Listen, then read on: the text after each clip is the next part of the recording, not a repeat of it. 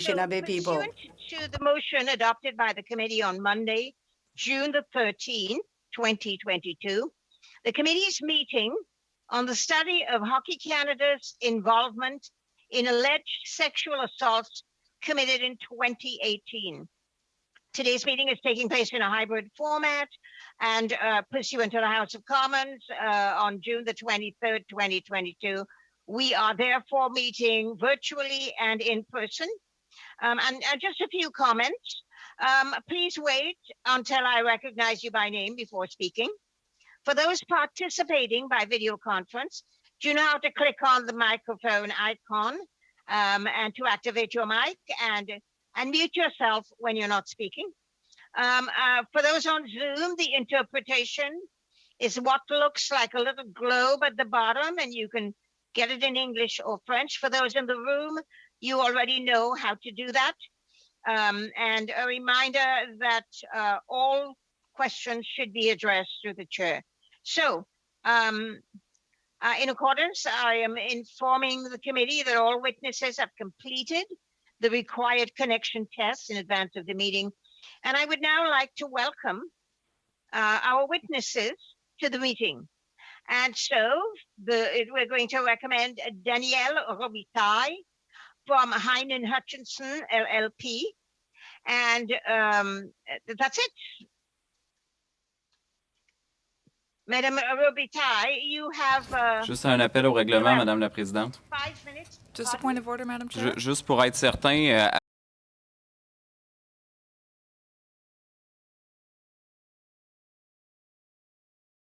Anything.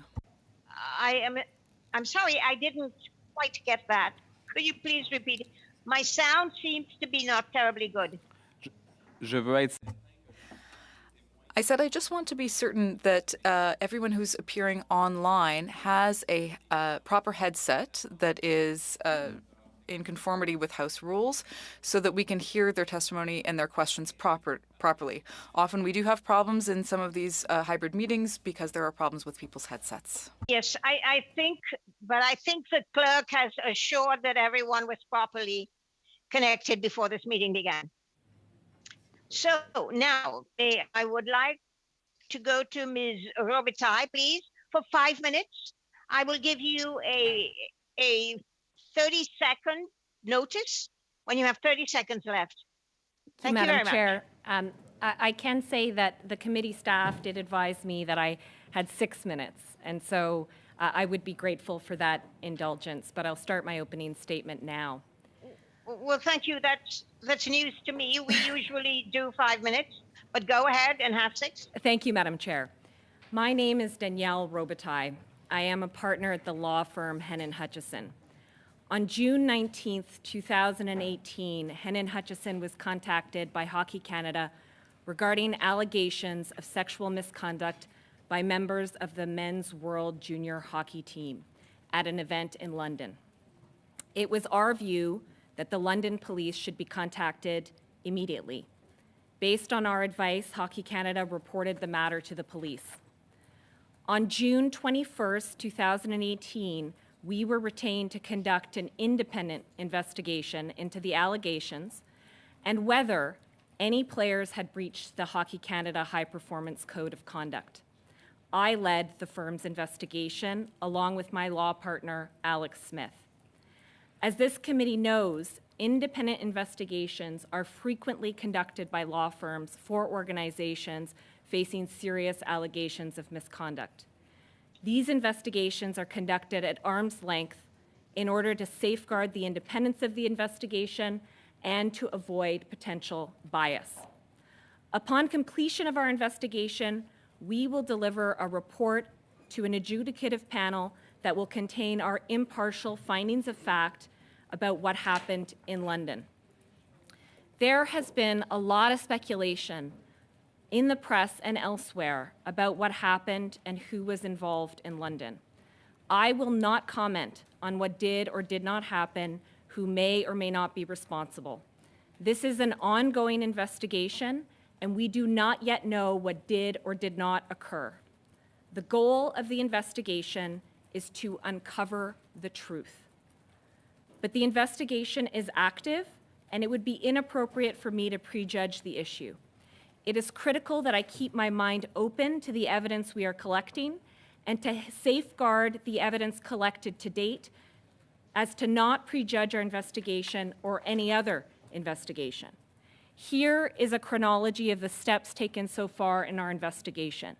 Between June 30th and July 11th, 2018, we traveled to various locations across Canada and the United States and conducted interviews of 10 players out of the 19 who attended the event. On July 7th, 2018, we learned the London Police Service had opened its own investigation. We continued our investigation as the police did not ask us to pause or stand down. On July 13th, 2018, 7 players advised that they would not submit to interviews with my office pending the completion of the police interview. Around that same time, 2 players conveyed a blanket refusal to participate in our investigation. I have since learned that they meant to simply defer their participation until the conclusion of the criminal investigation. Crucially, on July 13th, 2018, counsel for the complainant also advised that she would not participate in our investigation until the police investigation had concluded. Notwithstanding that the player conduct investigation was on pause, we interviewed coaches and staff to report to Hockey Canada on broader policy issues. We then delivered to Hockey Canada an interim report dated September 14th, 2018. The report identified policy issues that could be addressed by Hockey Canada while the conduct investigation was on hold. On February 7th, 2019, the police advised that they were closing their criminal investigation and no charges would be laid. We then contacted the complainant through her counsel to continue our investigation. Based on the facts collected in the summer of 2018, we concluded that the remaining player interviews should not be conducted until we received the complainant's statement. Over the next 18 months, my office was in regular communication with the complainant's counsel requesting her participation. We sought her statement to allow us to proceed with our investigation and ultimately our search for the truth. Despite efforts to encourage the complainant to participate, she declined to provide her account to us at that time. Accordingly, we felt compelled to classify the investigation as closed without prejudice to its reopening if circumstances changed. Circumstances have now changed. On July 9th, 2022, the complainant advised that she was prepared to participate. We then received instructions to reopen our investigation. We now have the benefit of the complainant's detailed version of events, and I am now in a position to interview the remaining players. I am here today to answer the committee's questions. There are 3 issues I wish to draw to the committee's attention, deserving of some comment. 1, Hockey Canada has advised me that it's asserting solicitor-client privilege with respect to some of the discussions and work that we have performed. They have further advised that I'm not authorized to waive privilege. I was advised that this is to ensure Hockey Canada is not later held to have waived its privilege should this committee compel me to answer. I will await the committee's direction before answering. I am aware of the committee's power to compel answers and override claims of privilege. I will, of course, follow the direction of this committee and the Honourable Madam Chair. The committee may ask, this is number 2, the committee may ask questions which call for answers which, if given, could undermine the integrity of our ongoing investigation. It is also critical that the anonymity of witnesses be maintained. If we find ourselves in circumstances that cause me concern as an independent investigator, I will alert Madam Chair and wait for the committee's direction. 3, I understand that the committee requested that Hockey Canada produce documents in its possession that involve communications between Henein Hutchison and the players. You have some of those correspondence, but you don't have all of them. I should make it clear that Hockey Canada would only have some of our correspondence with players, and many of those pieces of correspondence remain solely in Henein Hutchison's possession. I look forward to assisting the committee and answering your questions. Thank you. Thank you very Madam Chair. much. And now we will begin the question and answer component of the meeting. And this round is for 6 minutes. And we begin with, for the Conservatives, Richard Martel. Richard, you have 6 minutes. 6 minutes. Oui, Richard Martel, oui. Oui, alors Richard. So all of my questions will be addressed through the chair. I think that I need to be very, very precise in my answer. And so in my case, unfortunately, I think that means that I should answer in English. I received the mandate, Henein Hutchison received the mandate via a phone call from Glenn McCurdy, who is the Vice President of Risk Management at the time. I'd also like to know, what were the parameters set by Hockey Canada for this mandate? What were its objectives? And how far was the mandate intended to go? It is my understanding that Hockey Canada has not asserted privilege over this issue, and I'm going to answer it. The mandate was to discover the truth, to learn what happened in London at that event, and to investigate the allegations that came through to Hockey Canada. There was a secondary mandate to look into any potential policy issues or systemic issues discovered in the course of the investigation in order to report to Hockey Canada so that they could improve their process.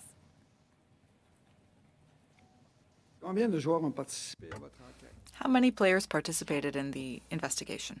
10. How many refused to do so? Well, as I hope I made clear in my opening, 2 of them refused at the time to submit to interviews. I've subsequently learned through correspondence with counsel that those 2 players did not intend to provide a blanket refusal, and that they were prepared to sit down with me at the conclusion of the criminal investigation. 7 players were very clear that they would not participate in interviews until the conclusion of the criminal investigation. I hope that is clear. And who else refused to participate in the investigation? Non-players. I received open participation from Hockey Canada officials. I was able to sit down with coaching staff and other staff very readily. The complainant, as I explained in my opening, was not prepared to provide us with her version of events for quite some time. First, because of the ongoing criminal investigation, that's not unusual. And then after the criminal investigation closed, as you heard in my opening, for a period of 18 months, we sought her participation. We included in our correspondence to council that we were prepared to engage in accommodations to facilitate her evidence in our investigation, and she was not prepared at that time. Again, that is not unusual. It's not an unusual case where a complainant in this sort of matter takes time to be prepared to participate in an investigation like ours.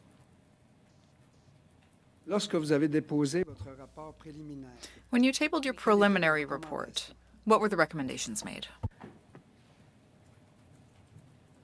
This is an area that Hockey Canada has asserted solicitor-client privilege, and I'm not authorized to waive it on their behalf.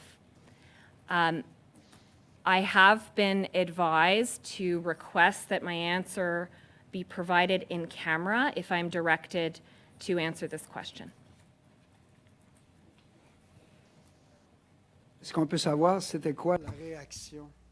Can we know what the directors or how the directors of Hockey Canada reacted when they read the report? I'm not sure I'm in the best position to answer that. My role and my mandate did not include the area of, shall I say, compliance in order to kind of follow through recommendations into implementation.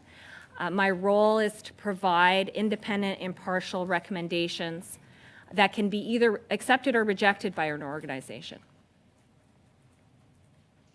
Est-ce que vous avez travaillé avec les dirigeants de Hockey Canada? Did you work with the directors of Hockey Canada Certaines recommandations. to implement any I recommendations? hope my earlier answer raised that. I was not engaged to participate in implementation or compliance. Écoutez, qu'est-ce qui s'est passé entre votre rapport préliminaire What happened in between the time of October 2018, your preliminary en report, septembre 2020? and September 2020? So that's a significant amount of time. So what happened between the beginning of the investigation and the end of the investigation? Ce temps-là, qu'est-ce que vous avez fait? What were you doing then? Autant que vous avez commencé en From 2018, October? puis vous avez Yes, fini you started in en 2020. October 2018 until the end of 2020. What happened in that period? Sorry, the time is up. I gave a 30-second warning, so we will have to be able to answer that at another question, Ms. Robitaille. Now, we're going to go to the second question for 6 minutes for the Liberals. Anthony Housefather. Thank you, Madam Chair. Thank you for appearing today. Did you speak with anyone at Hockey Canada or its representatives to prepare for your testimony today? Thank you for the question. I can advise the members of the committee and Madam Chair that I sent a copy of my opening statement to Counsel for Hockey Canada in advance of my attendance here before you. Apart from that, I did not engage with Hockey Canada in preparation for my attendance today. Thank you. Was this the first mandate you have received from Hockey Canada? It was the first. Perfect. And when you were speaking with Hockey Canada during the course of the mandate, was your contact Mr. McCurdy, or did you ever have occasion to speak to Mr. Smith or Mr. Rennie or other members of the Hockey Canada staff? I dealt primarily with Mr. McCurdy. I did have an opportunity to participate in conference calls with senior leadership at the outset. I hope that assists. Have you ever presented your findings to the Hockey Canada board?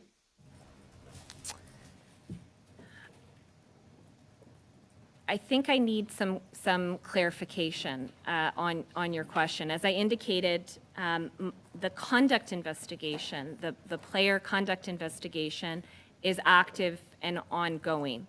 There would be no opportunity to present to the board since the investigation is not concluded. In relation to the interim report, I've indicated the date of its delivery. And this, again, is an area that I know Hockey Canada is asserting a solicitor-client privilege. Okay. I appreciate your clarifying at the last hearing. Hockey Canada was very confusing about how many players participated. So thank you for clarifying that it was 10 and the reasons the others did not. But let me ask, you are a very experienced counsel. After having identified those 10 witnesses, would it be true to say you have a very good idea of who the 8 men are that are alleged to have been in that room? Not to get into whether or not anything happened, whether it was true or not, but you would have a clear idea of who the people were, would you not? Madam Chair, this is an area that I have to be very careful in answering. As I indicated, the goal of our mandate is a search for the truth. I do not want to provide an answer in the course of these proceedings that could potentially taint the evidence from other witnesses that I have yet to hear from. Nor do I want to provide an answer that taints the evidence that will be provided to the London Police Service, who's reopened their investigation, or the NHL or NHLPA ongoing investigation.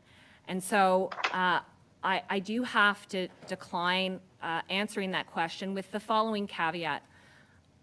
My investigation is going well. As I indicated, I have the complainant's statement now, and as I indicated in my opening statement, I am well equipped to continue this investigation. Thank you. I think what was confusing to many people was when Hockey Canada asserted at the last meeting that it did not know the identity of the 8 individuals. And it seemed highly surprising to many of us in light of the interviews that were conducted. So let me ask a different question. One of the other things that I think many were confused about was why players were not required to cooperate at the time and why no sanctions were imposed on those who don't. On June 20th, Mr. Smith testified that on the advice of our third-party investigator, we were not able to impose sanctions, presumably on those who did not participate, as they advised that we lacked due process for them. Given that Mr. Smith himself spoke to that and clearly waived privilege on that issue, would you kindly elaborate as to that answer, or whether you spoke to them about that and advised you could not require them to participate or not require them to be not allow them to be sanctioned because of due process issue?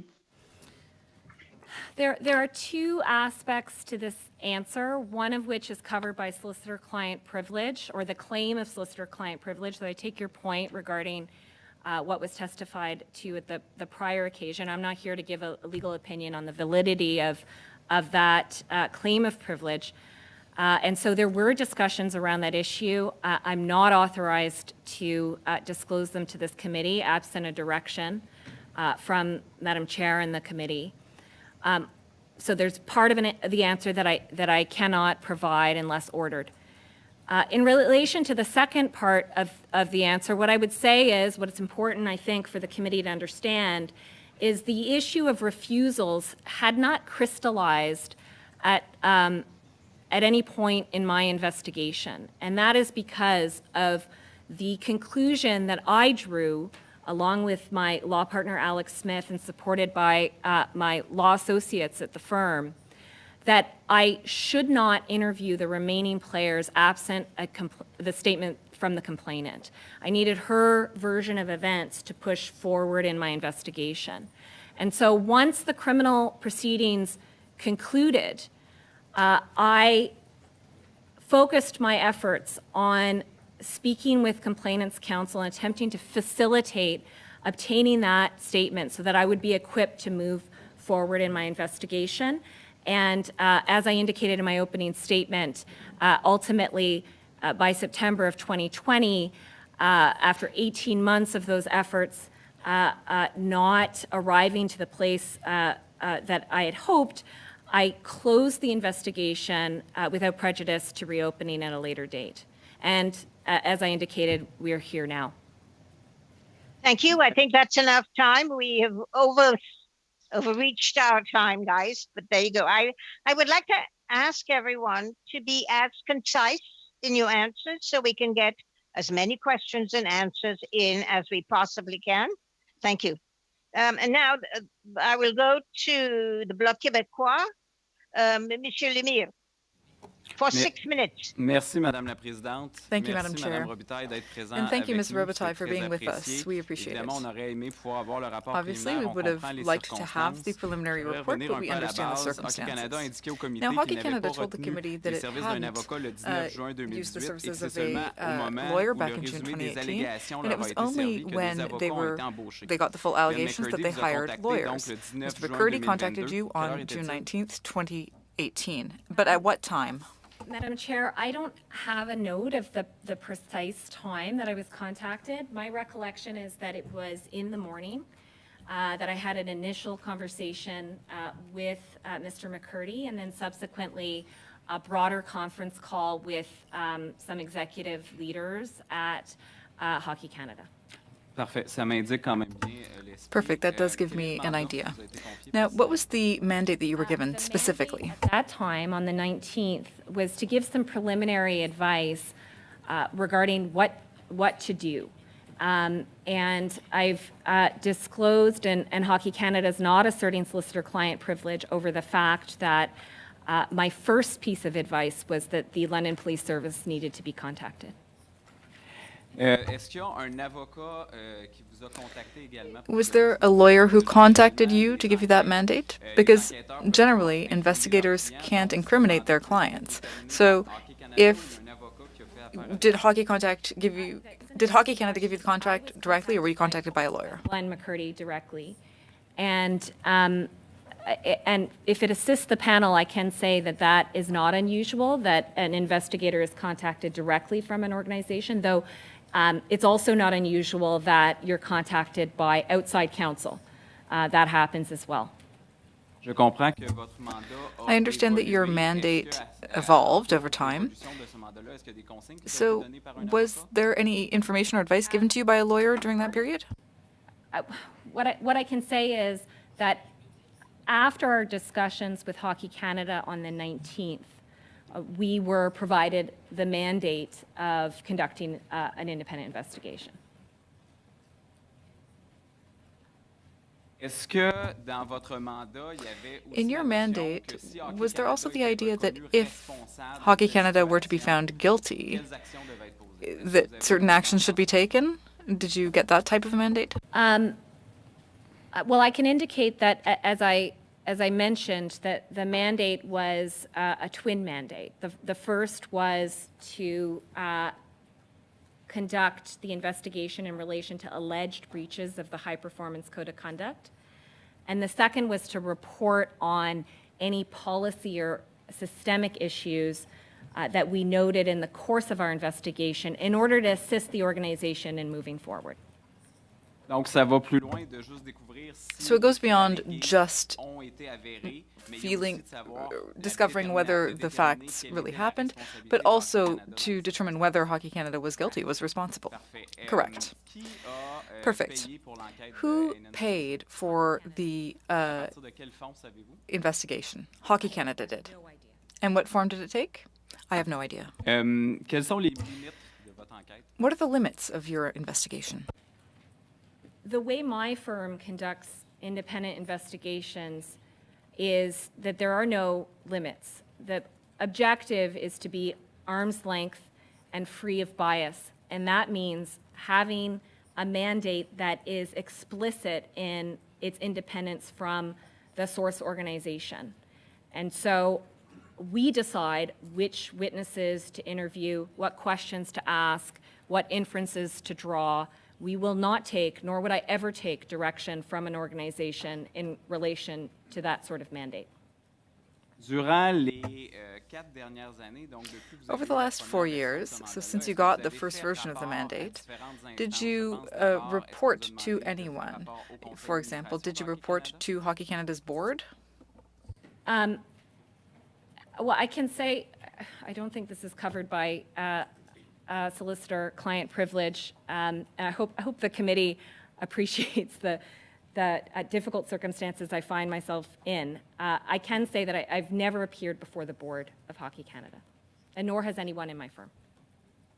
Est-ce que vous avez eu des échanges aussi à comparaître devant la Ligue canadienne de hockey? Did ou you un have rapport any qui a été discussion fait about auprès de ces hauts dirigeants? appearing before the Canadian Hockey League or any of its directors?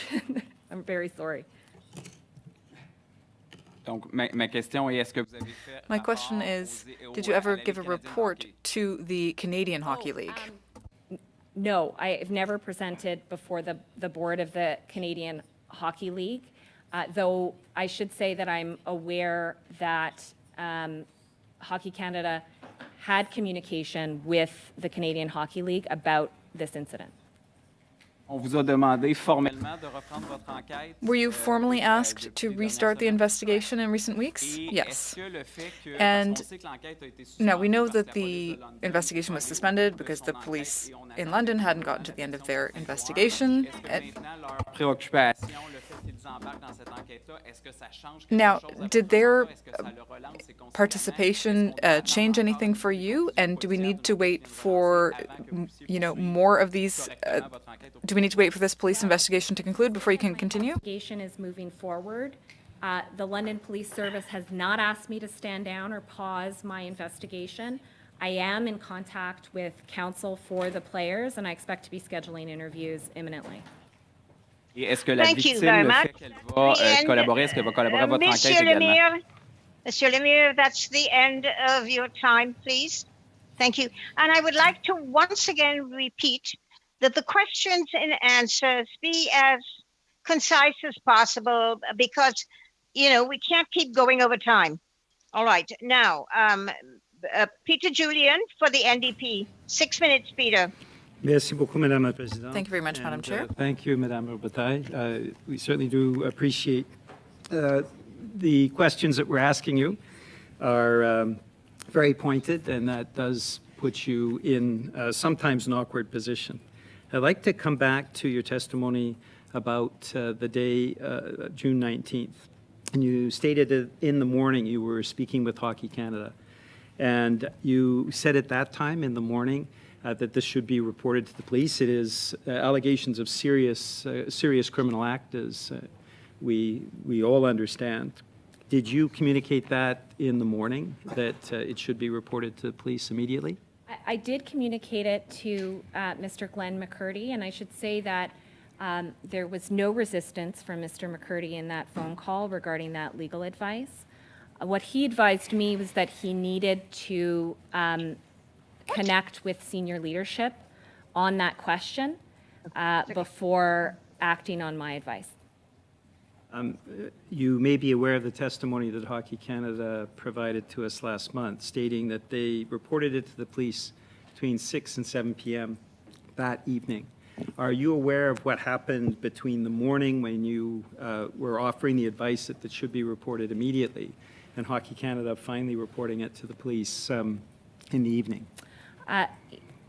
All I can say is I am aware that Mr. McCurdy did connect with his colleagues in senior leadership positions at Hockey Canada in that time.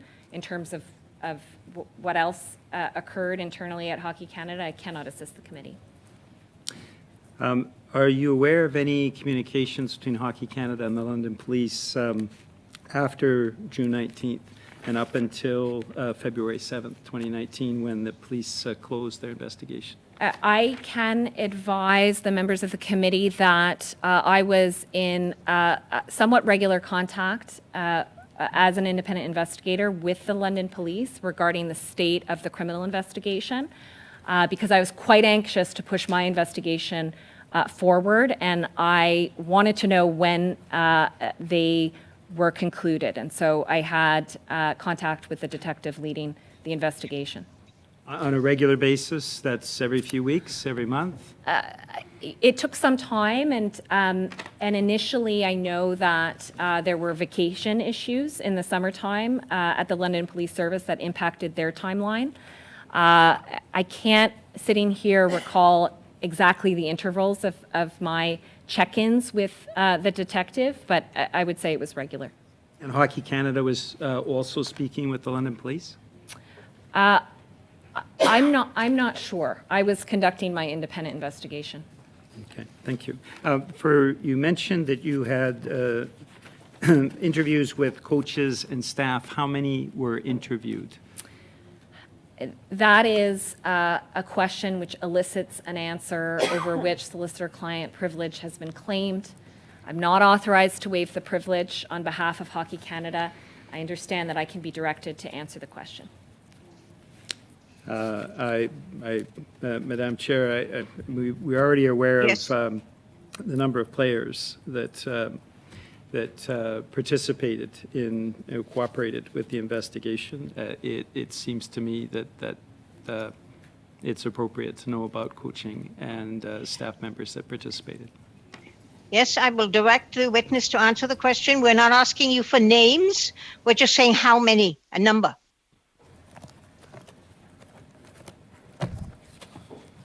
Just your indulgence, Madam Chair.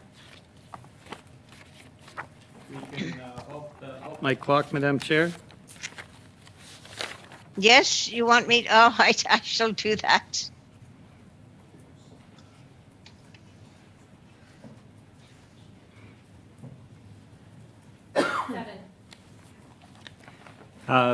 That is coaches and staff? Yes. How many were coaches? I won't be able to answer that, unfortunately. You don't have that information? I don't have it in my head. Okay. Thank you. The remuneration issue, I wanted to come back to that. Has the National Equity Fund ever been mentioned to you as being paying Henein Hutchison for the investigation? The source of funds from Hockey Canada that were directed to pay my fees has never been discussed with me. And the National Equity Fund has never been raised as a source of funds? Never. Okay. Your Henein Hutchison does corporate investigations. You say on your website, quote, you need to get to the truth. Is not compliance part of normally what Henein Hutchison does to ensure that there is a compliance following the investigation, to ensure that the corporation or the organization involved actually follows the guidelines that are a result of the investigation? That can be part of a mandate that's usually set out at the outset of the engagement.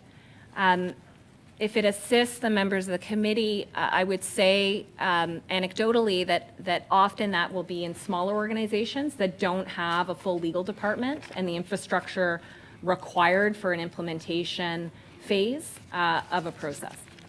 30 seconds. Thank you. You mentioned that the investigation has been restarted. Did Hockey Canada communicate that to you? You talked about a series of events before the investigation started again. Who instigated? Was it you going to Hockey Canada saying we now have the cooperation of the victim, or is it Hockey Canada communicating with you? I learned from outside counsel for Hockey Canada that the complainant was prepared to participate in our investigation. Thank you very much. I think the time is now well over. I included the suspending time for the witness to find the information, Peter, so I gave you all that time. So now I'm going to move to for the Conservatives, Kevin Waugh, for 6 minutes, Kevin. Oh. No, actually, it's Ms. Vecchio. Hello there, Hetty. I'm right here. Can you hear me? Oh, so it's you, Karen. Oh, sorry, Karen. I have Kevin Waugh for some reason. Sorry about that. It's all good. We look a lot alike, so I understand. I know you do. That's why I got confused. Yeah. No problem. So thank you very much. And I'll just get directly to my lines of questions. It was reported that lawyers representing 7 of the members of the 2018 World Junior Hockey team were never asked to sit down for interviews or provide statements. Ms. Robillard, is that correct? I'm sorry, I'm having a very difficult time hearing you. Okay. So it was indicated, we've heard that 7 of the members of the 2018 World Hockey Junior team were never asked to sit down for interviews or provide statements. Is that correct? 9. It was 9. Madam Chair, it was 9, and that's as a result of what I indicated previously. I did not yet have the complainant's statement, and I was not prepared to interview those players absent the complainant's version of events. Thanks very much. And so that's what you indicated, is that until you actually conducted the interview with the complainant, you decided, or it was decided, that investigating or asking questions to these other players wouldn't make any sense. Can you explain to me, I guess part of that issue to me is, these people, we know that they're sitting there and that they have not been involved in questions, and you've decided not to ask because of the young woman not wanting to testify, you've decided not to go forward with these young men. I guess that's part of my question here. Why not? Thank you. I won't be able to answer this question in as much detail as I could if the investigation were complete. What I can tell you is, based on the information that I collected in the summer of 2018, that is an investigative conclusion that I came to. And I can say 2 things. First, I concluded after the summer of 2018 that I could not complete my search for the truth absent having an opportunity to hear from the complainant about what she said happened. And so I would not be able to reach the end goal without hearing from her. Second, as a matter of due process, I could not interview players without giving them fair notice of what was alleged against them. And so it was really those twin concerns that caused me to take the steps I took. I hear that. I guess for me, uncovering the truth is when the one door is shut, I continue to say, find a window. And I guess if Hockey Canada really wanted to get down to the fact that there was an alleged sexual assault in June of 2019 or 18, they've actually would have wanted to do more and to ensure that any player, any of these players that may have been responsible were going to be held accountable. I think those are some of my concerns. One of my concerns as well is some of these players or whoever may have been involved, they may now be coaching. These are young men are mentoring our own next generation of young hockey players. So that's a huge concern of mine that we kind of just wiped our hands clean and walked away from this, that because the women didn't come forward, that the men still weren't going to be held accountable, yet they're getting to wear the maple leaf on their shirt. I just don't think that, to me, good hockey players is not all we need. We need great people on that ice as well. So I'm really hoping that Hockey Canada will take that into consideration. When reaching out to the players, I know some had said that they weren't. How long did it take for you to reach out to them and then them to get back to you when you started this investigation? And these other players that you did not contact, why did you not connect with them all at the same time? Why was it pieced out that you were only connecting with so many and not all 20 or 19 of these players? Thank you, Madam Chair, for the opportunity to clarify. All of the players were contacted at the same time. On June 26th, letters went out from my firm to all the players. And we received a healthy response from the majority of them and started the process of scheduling interviews. Can you explain to me a healthy response? The majority of them got back to us immediately to schedule interviews. Some interviews were scheduled and canceled once the London Police Service investigation got underway. Okay. And you had indicated, I mean, we're looking at these being CHL players playing for Hockey Canada. So did you have any contact whatsoever with CHL coaches that were across that may have been coaches of these players at that time as well, or any of these organizations? I know that Hockey Canada was in touch with the CHL regarding our investigation and the allegations. Okay. So I'm sorry. So looking at that, so your department never contacted them with the CHL to say, hey, we're trying to do this investigation. How can we get everybody on board? There was nothing done there or that way. There were discussions at the outset of Henein Hutchison's investigation regarding player compliance with our investigation. Okay. Those discussions are subject to a claim by Hockey Canada of solicitor-client privilege. Okay, so once again, solicitor-client privilege on this. So I guess for me, when I'm looking at the CHL, I'm looking at holding people to account. 30 and seconds. Not just holding people to account, but ensuring that, like I said, we have the best people who are deciding, who are going to be the leaders of this country. These are our mentors. Do you feel at this time that we've done due justice to all of those players who are involved in Hockey Canada and all of our upcoming hockey players in Canada? I'm not sure.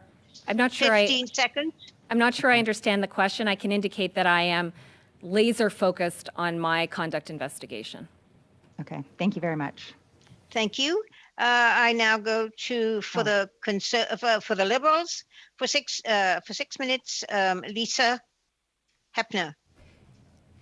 Thank you very much, Madam Chair, and thank you for your testimony here today, Ms. Robitaille. I'm also kind of seized with the issue that we heard from my colleague, Ms. Vecchio, in that everything stopped when the complainant didn't feel comfortable in speaking to anyone. And I'm wondering if you can reflect on that a bit more. If there's a complainant who, for many good reasons, doesn't feel comfortable or safe in speaking to an investigator like you or to police, as an investigator, what do you think about that? Is it acceptable that we drop any further investigation because there's no official complaint?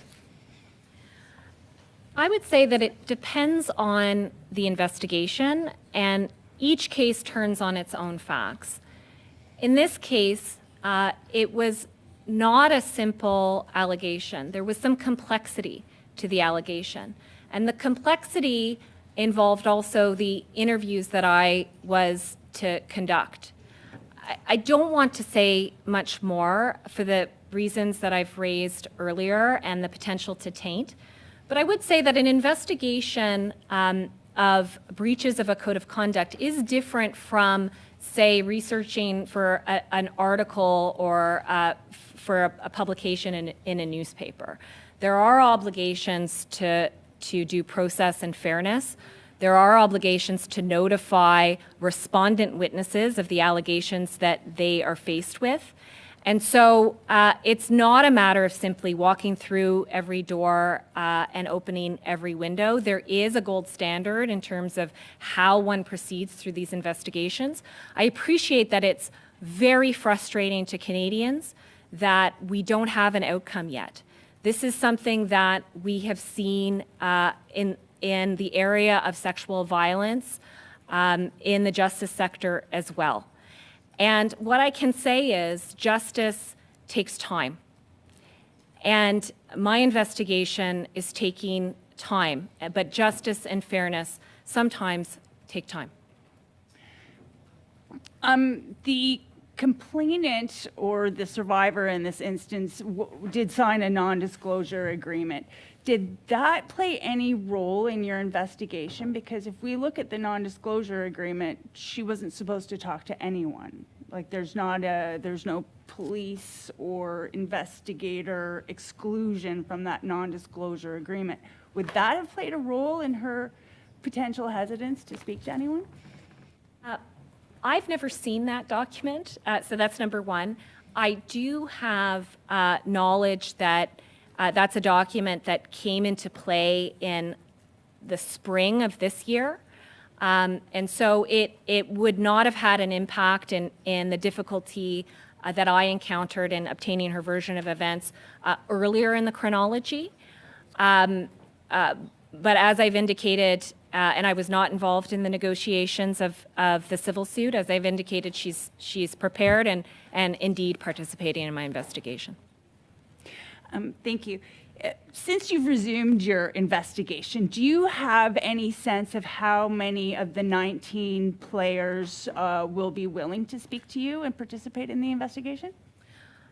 I know, Madam Chair, that the committee has been provided with correspondence from a group of 8 counsel who represent 8 of the remaining 9 players that I have yet to interview. They have expressed concerns about my investigation, particularly as it relates to comments made by politicians and members of Hockey Canada. They have a concern that the issue's been prejudged.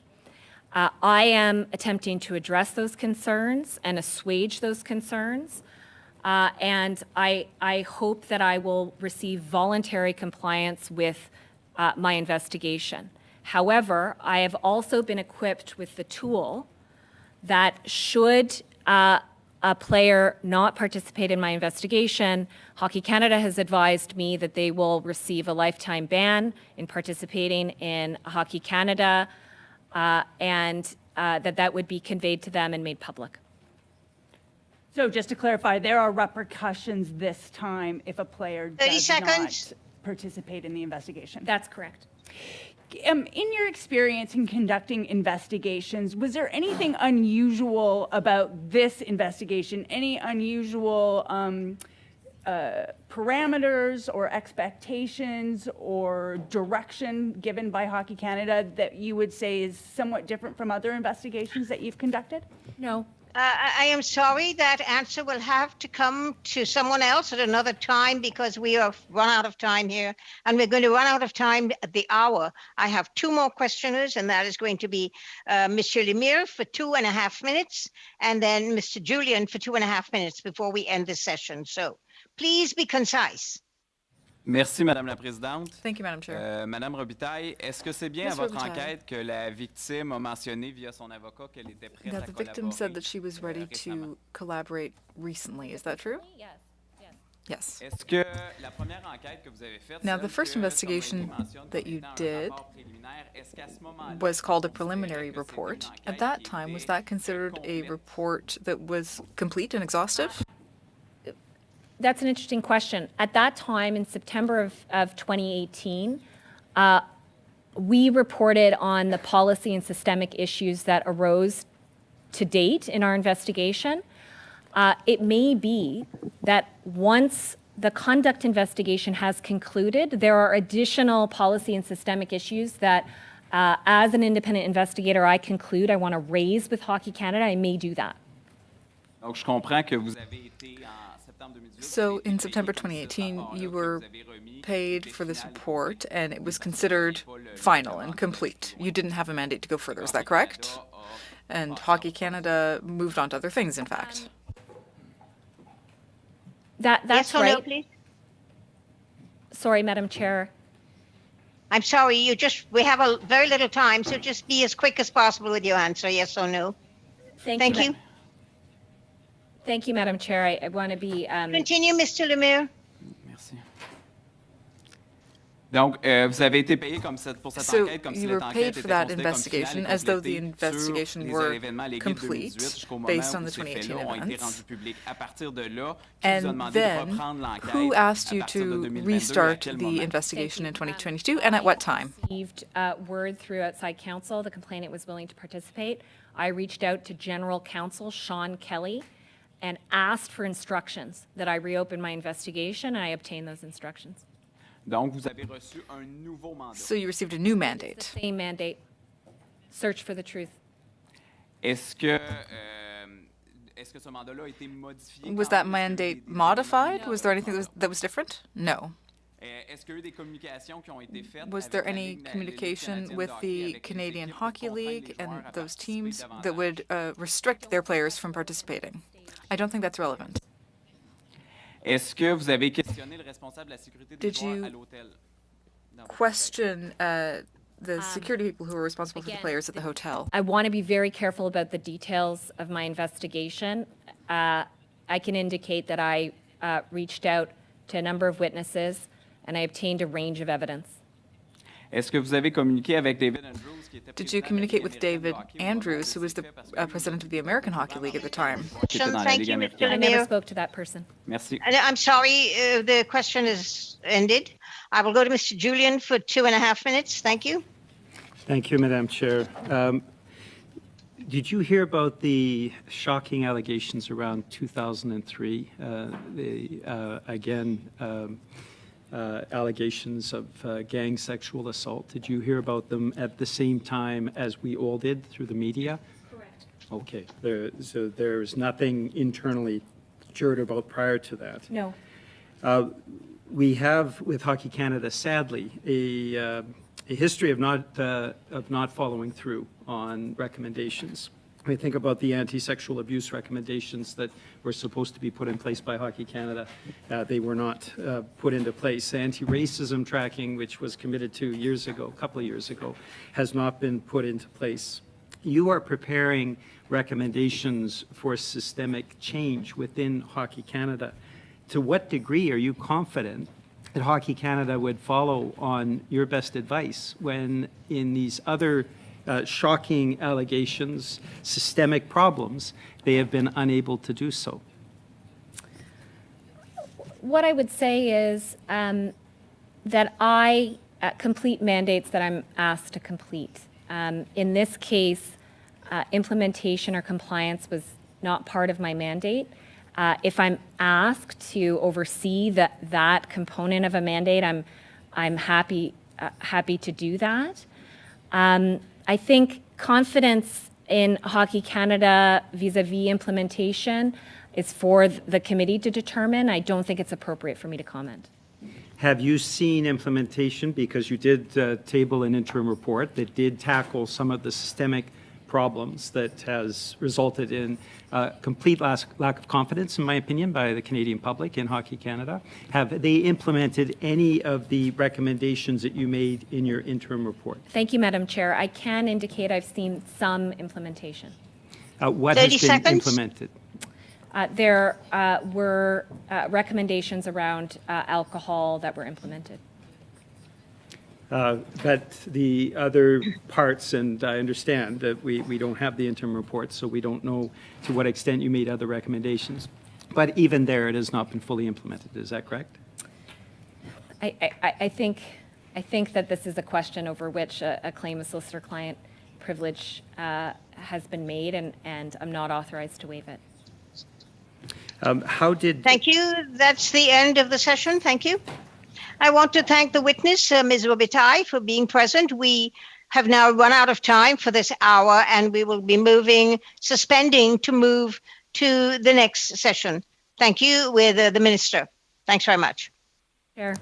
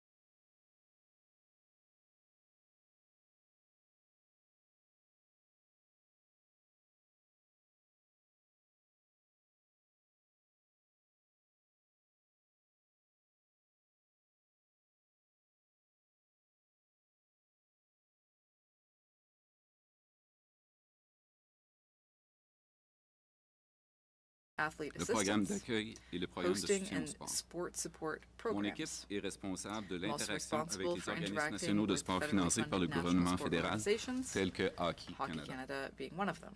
J'aimerais tout d'abord vous First, expliquer le I'd processus like par to lequel explain the Sport Canada reçoit les process notifications d'incidents of de how harcèlement, Sports d'abus Canada et de receives discrimination, notifications of et incidents aussi of à quel harassment, moment il est abuse, and devenu discrimination, obligatoire pour les and also organisations de exactly sport when it became a de requirement for national sports organizations to disclose those incidents to Sport Canada. Alors, le processus de divulgation est entré en The vigueur disclosure en process came into effect in June 2018, following a ministerial announcement by Minister Duncan about stronger measures being put in place by Sport Canada to help counter abuse in athletics.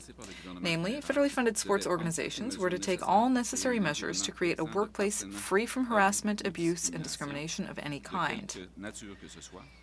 Federally funded national sports organizations were then required to disclose any incident of harassment, abuse, or discrimination, make provisions within their governance framework for access to an independent third party to address harassment and abuse cases, and provide mandatory training on harassment and abuse to their members.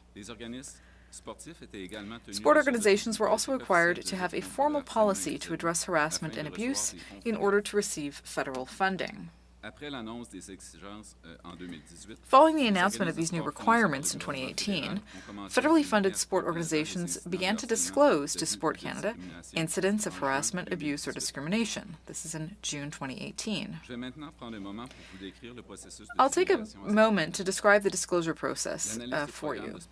The Sport Canada program analyst is advised by a given national sport organization that an incident has occurred. This information is then conveyed to the program analyst's manager, director, and director general. It's then entered into a tracking document, and statistics relating to the number of cases and sports involved are then communicated to higher levels. On some occasions, allegations have been communicated by other stakeholders and to various departmental officials. When this happens, the program analyst checks with the organization to confirm the information. The role of the program analyst is to ensure federally funded sport organizations have appropriate policies and independent processes in place, and that when an incident is disclosed, to ensure that organizations activate their internal policies, and that complainants have access to an independent third party to review complaints and conduct investigations, or else that they are referred to the relevant authorities. Sport Canada does not have the mandate or authority to conduct investigations into incidents. Disclosures include minimal information, and in accordance with the Privacy Act, they do not include the names of any individuals unless they're already in the public domain. Thank you, Madam Chair, and I'd now be pleased to answer questions.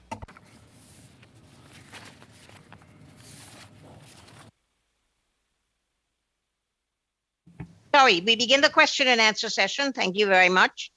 And we're going to begin with 6-minute round, beginning with the Conservatives, John Nater. John? Thank you, Madam Chair. Hockey Canada says that they notified Ms. Nicole Mulligan on June 26th. Is that accurate? Yes, that's correct. And on what date did you become aware of these allegations? The same day. The same day. And you noted the process, the manager, director, and director general would be notified. Were they notified on the same day as well? La procédure, habituellement, c'est que ça se fait à la suite. Usually the procedure is that that happens after, but the same day. Who else in the organization was made aware of these allegations? Après le directeur général. Well, after the directors general, we communicated statistics up the hierarchy. So the program analyst, the director, and the director general. Was the minister's office made aware of these allegations? Probablement pas spécifiquement. Probably not specifically. The information that goes up the ladder involves statistics about cases so that we can have a general idea of what's happening. At that time, then Minister Kirsty Duncan made an announcement.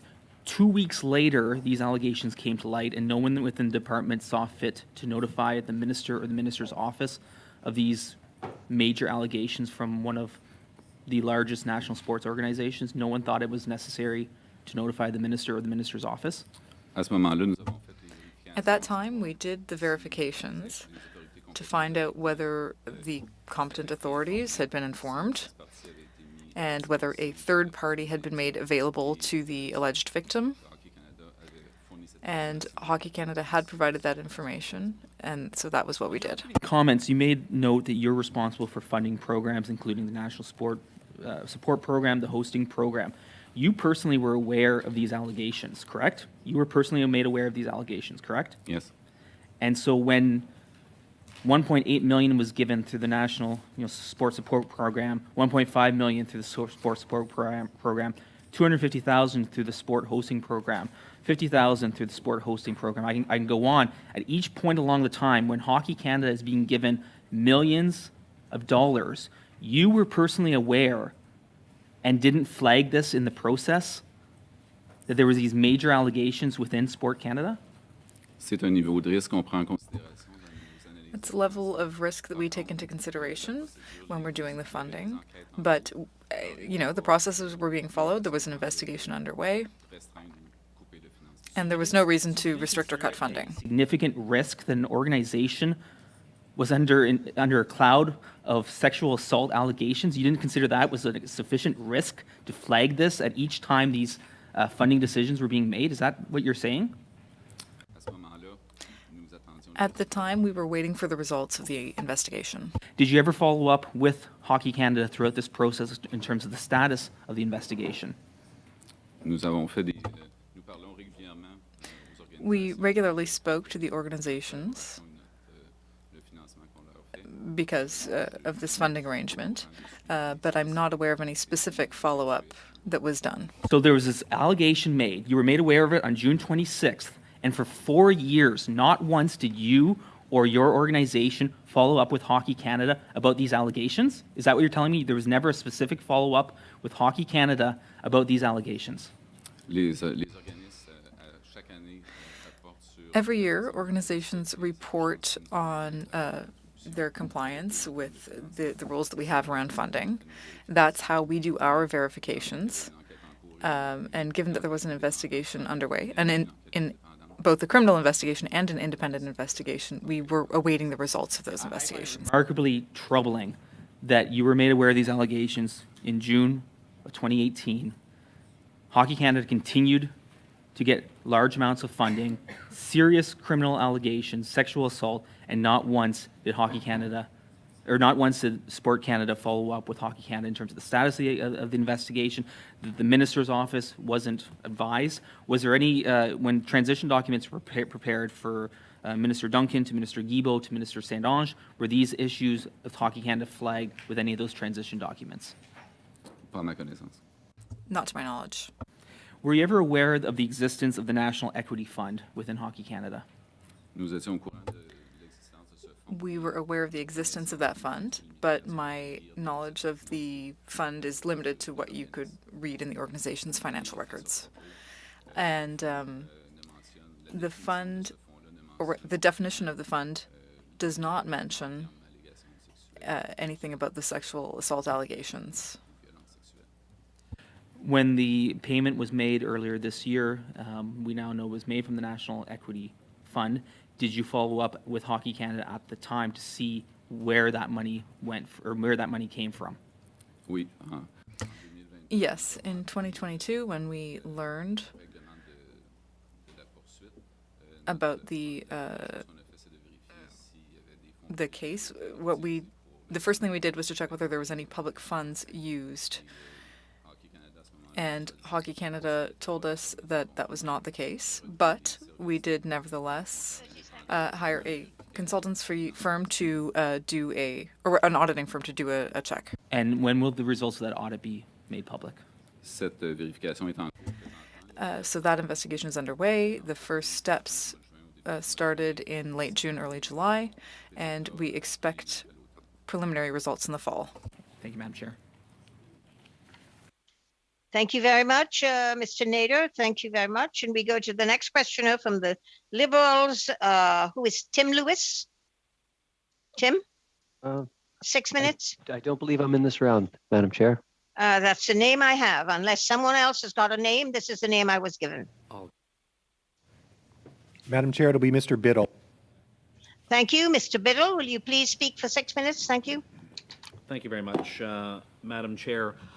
Minister Duncan was appointed Minister of Sport, I believe, in January 2018. Is it fair to say that she made safe sport a priority upon her appointment as Minister?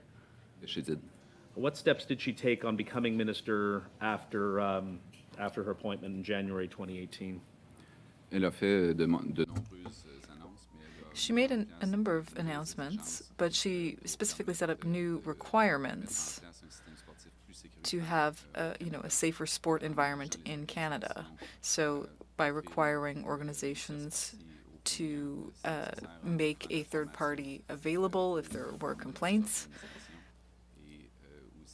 and also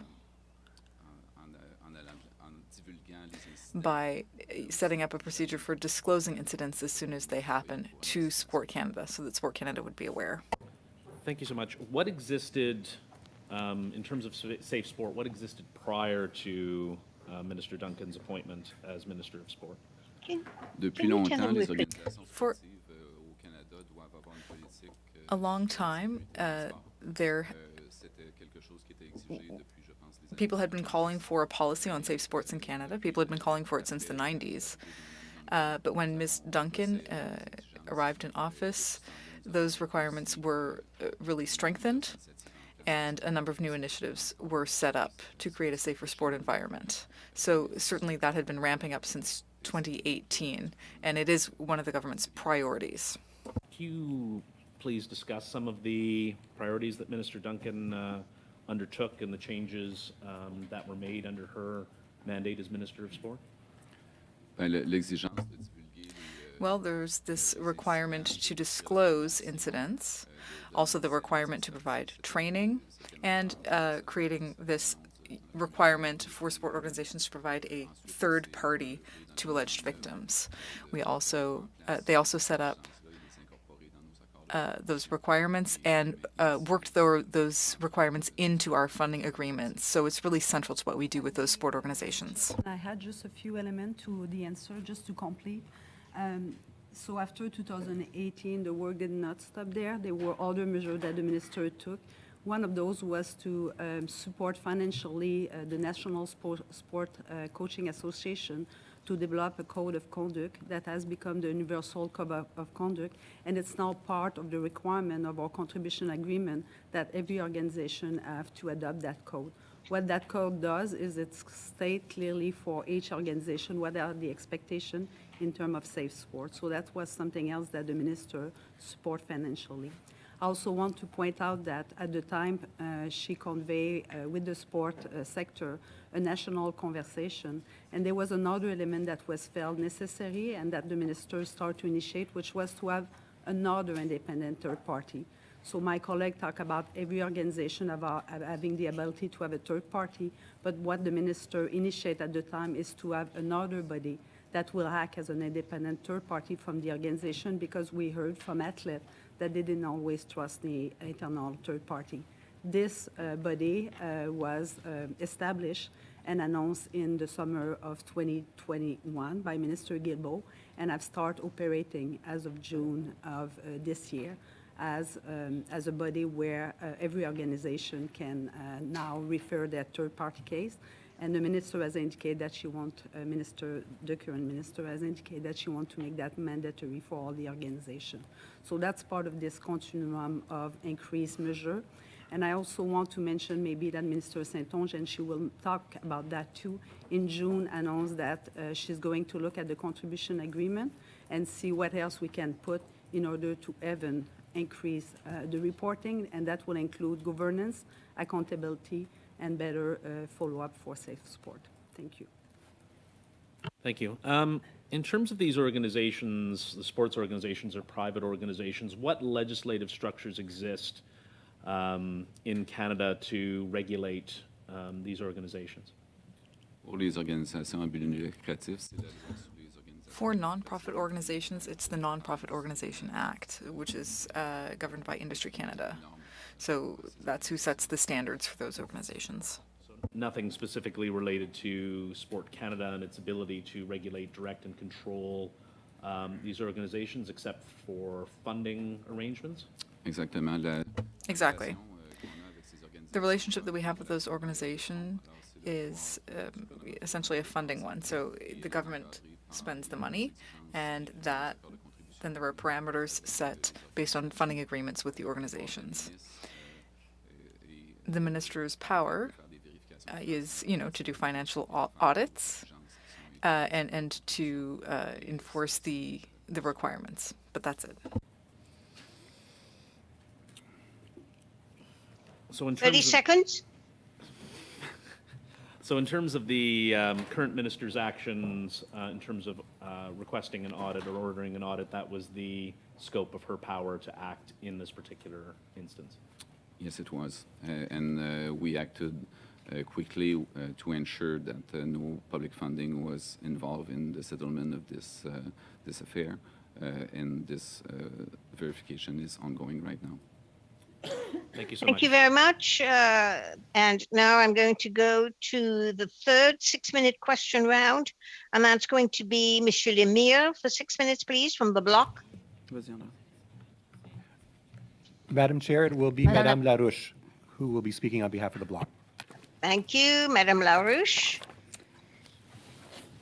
Monsieur Ruest, Madame Rondeau, merci d'être là aujourd'hui. Thank you both for being here today. In your preliminary remarks and in your answers, what struck me is that in June, when Hockey Canada came, they really had a lack of compassion. They were talking about rape as though it was just something that exists in society that's not a big deal. That really struck me.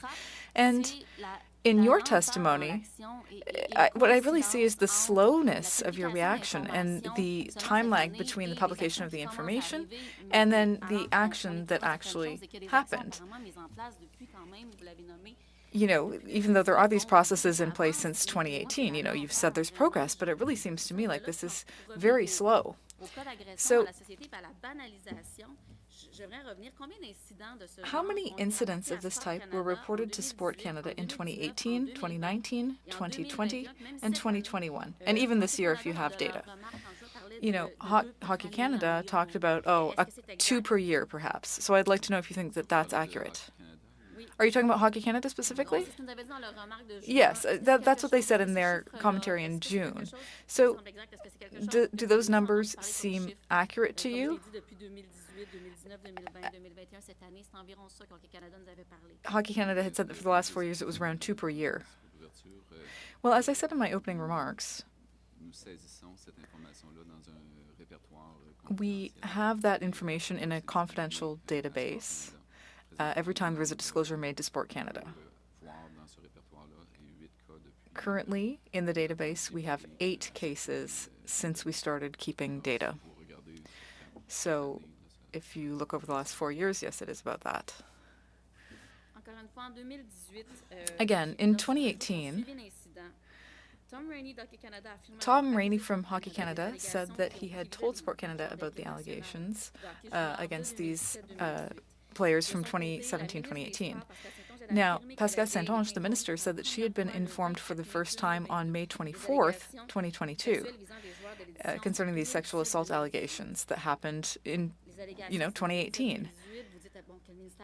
Now, you're saying that the department was aware of some of the allegations. The minister said that she only became aware on May 24th of this year. What does that say about the way information is transmitted and the way your department reacts to incidents? Ms. Mondo, earlier you talked about the code of conduct. There weren't actual requirements for funding.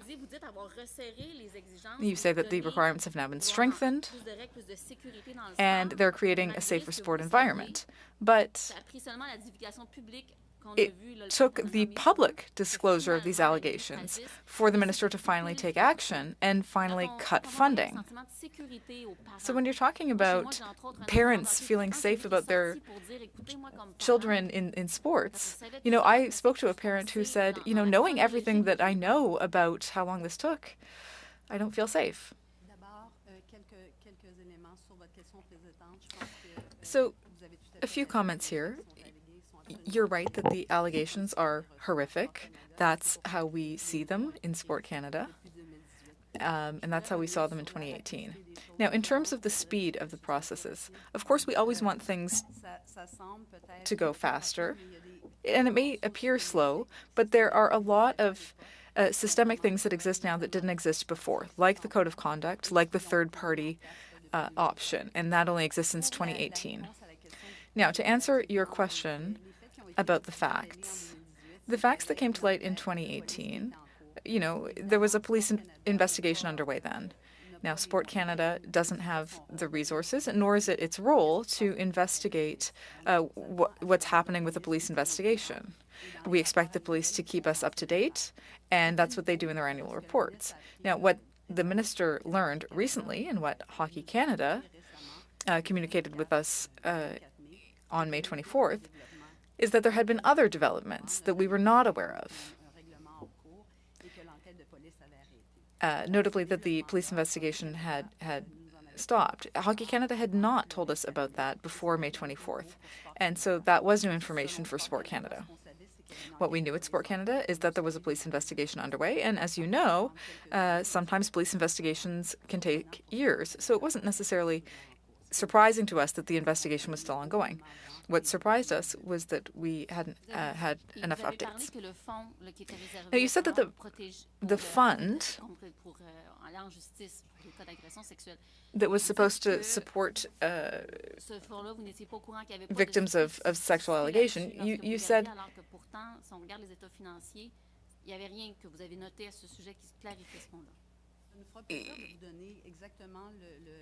what were the specifics of that? Well, I'd be happy to give you the text of the annual report. There is a fund, you know, for example, sometimes you have injuries in hockey, and there's a compensation fund if there are injuries. So that's something that we think is reasonable, and that was what we saw in the annual report. There was no question of sexual assault or anything in that report, and I would be pleased to share the text of that report with you. I'm just trying to understand, because you say that, you know, the investigation was underway, but what kind of follow-up was there? You know, you were aware of the allegations, and there must have been follow-up over the years. This is 4 years. Well, as my colleague said, technically, these organizations now have an obligation to disclose. So should we have followed up over and over saying, do you have anything new? Do you have anything new? Maybe, but it is their responsibility to communicate with us. The onus to disclose is on them. But perhaps in the future, you know, this is something that the minister has announced, is that, you know, we may try to make those requirements more precise so that there is more of an obligation to disclose more proactively. Thank you very much. That's the end of this round, Ms. LaRouche, and then we're going to go to Peter Julian for 6 minutes, Peter. Merci beaucoup, Madame la Présidente. Thank you very much, Madam Chair. I increasingly have the impression that there's been a failure here to protect athletes and to protect victims. I think that people are increasingly frustrated, and Canadians are losing trust in the system. Mr. Ruest, you said that the Office of the Minister was probably informed once the allegations of sexual assault were provided to Sport Canada. But who in the Minister's office would have been informed specifically? I don't have the answer to that question, Madam Chair. The process for disclosure is that the information goes up to the Director General and the statistics are communicated up the ladder, but I can't comment on any specific discussions that would have happened. So who would know? Who should we be summoning to the committee to answer that question? Who would have known?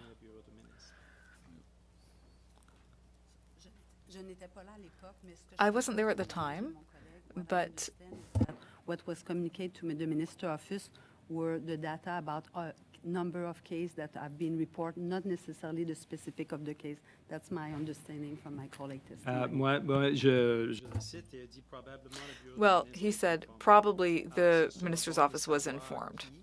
So it would be good to know who was informed. And if you can't answer that question today, I think the committee would like to get an answer in the coming days. Second question. Concerning the cases of sexual assault, there were a lot of victims, and it was a very serious case. Now, national sport organizations are all supposed to have a program in place to fight harassment, and they're supposed to have independent officers to deal with cases.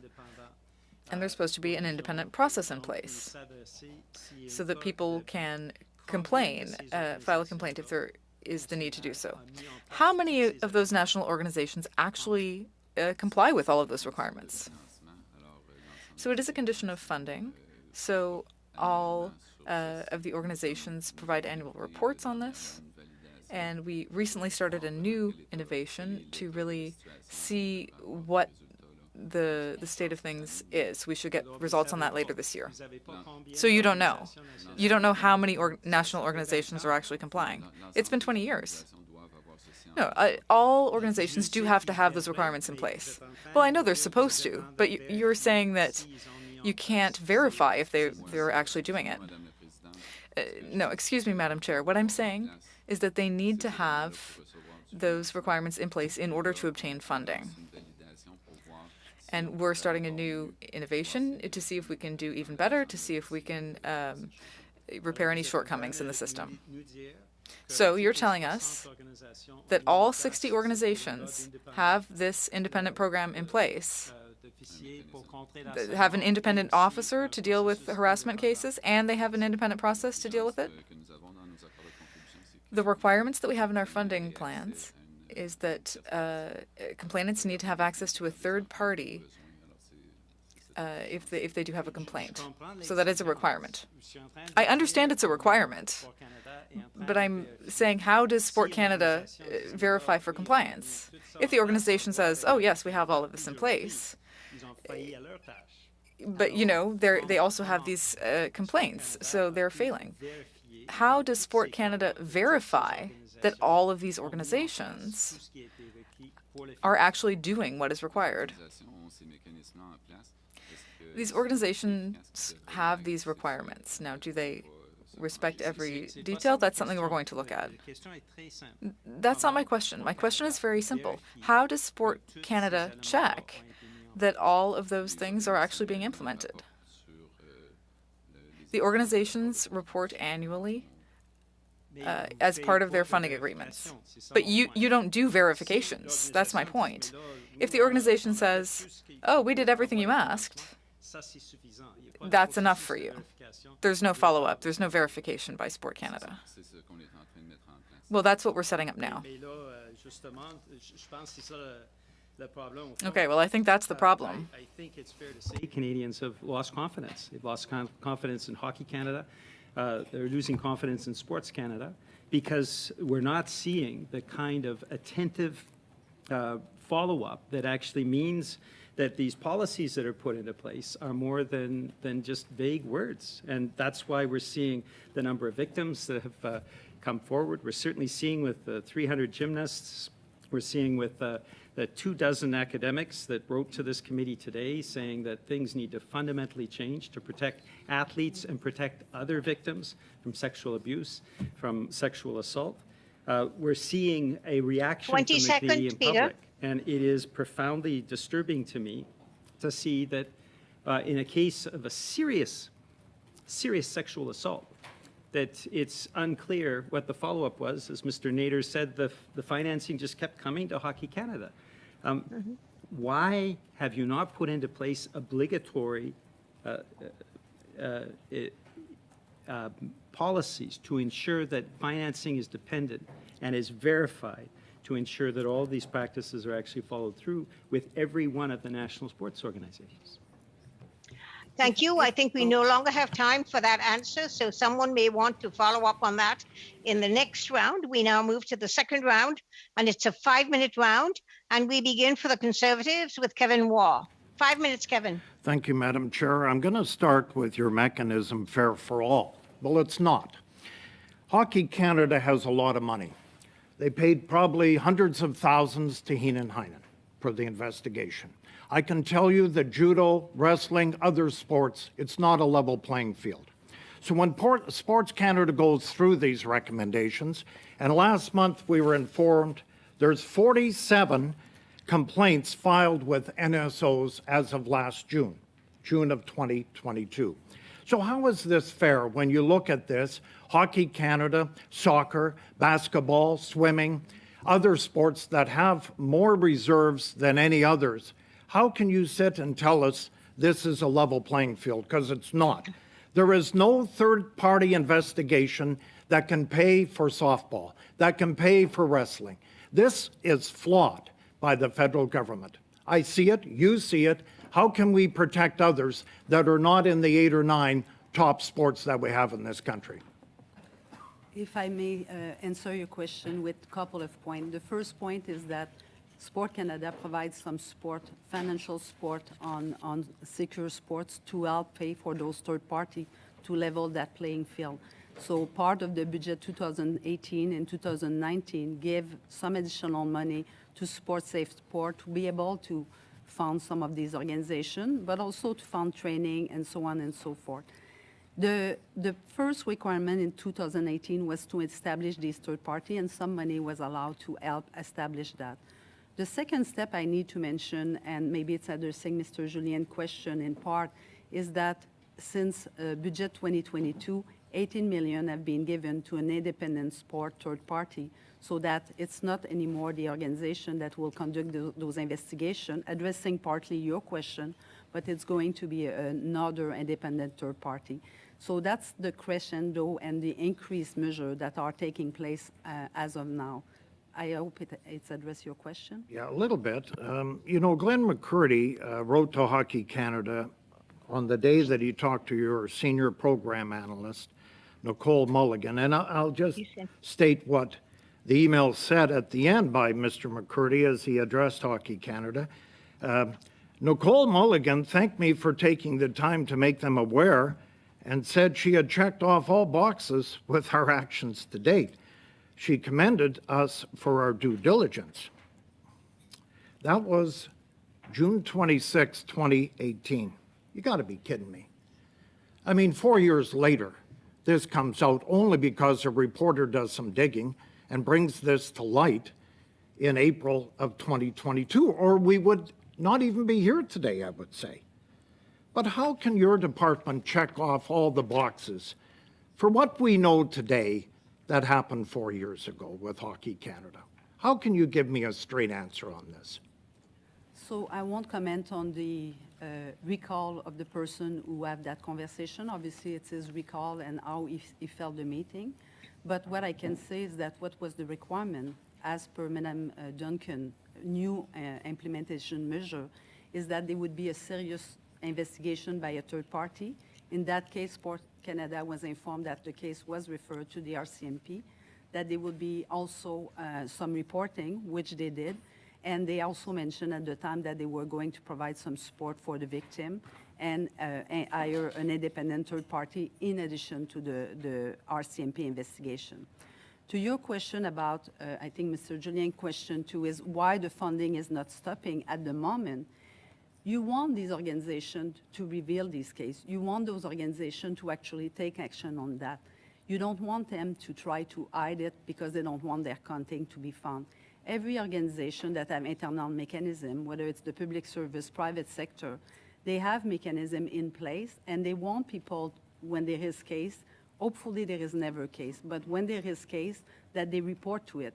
Cutting the funding at the moment is not the right thing, because at the point you want them to do the right thing and investigate those cases. What was different is on May 24, we actually learned that they didn't quite do that. And that's why the minister at the moment cut the funding and put 3 conditions. The first one was the audit, but she also said that she wants them to sign on the independent third party. Yeah, on the OSIC. I will say there's no follow-up with this. You know, there is no follow-up with Sport Canada to the hockey or other investigations, you know, and it's just left in the open. And here we are 4 years later asking questions that could have been avoided in the last 3 years. Maybe we would have found some answers in 2018 instead of being here today in 2022. Thank you, Kevin. I now go to Mr. Coteau, Michael, for the Liberals for 5 minutes, please.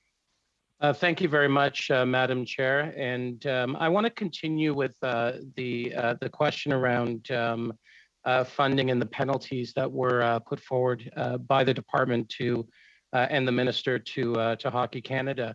I know on June 22nd, the minister did cut funding to Hockey Canada. I'd like to ask the officials, what were the other penalties that were put in place? And also, are there any further sanctions that will be put in place into the future? Au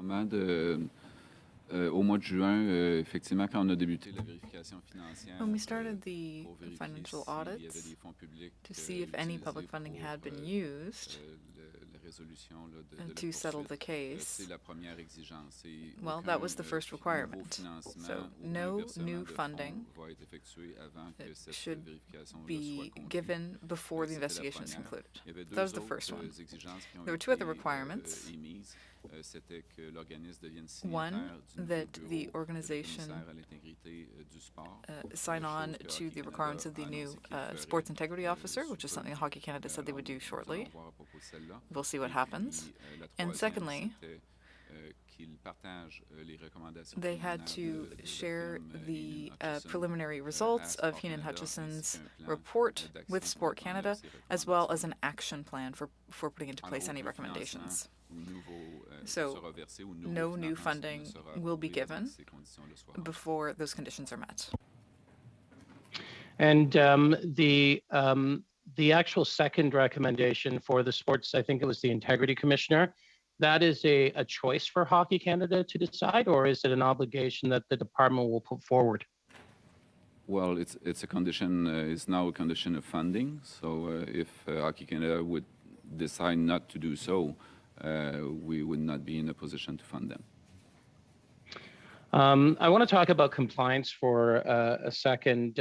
You know, I've been on both ends of the compliance process. One is as an executive director for a not-for-profit, and also as the former Minister of Sport in Ontario. And for me, I know that when I was at the not-for-profit sector, we'd sit down with a department consultant or an official and go through our annual report, but also we'd look at any type of potential Madame la Présidente, il ne peut plus y avoir litigation. d'interprétation présentement.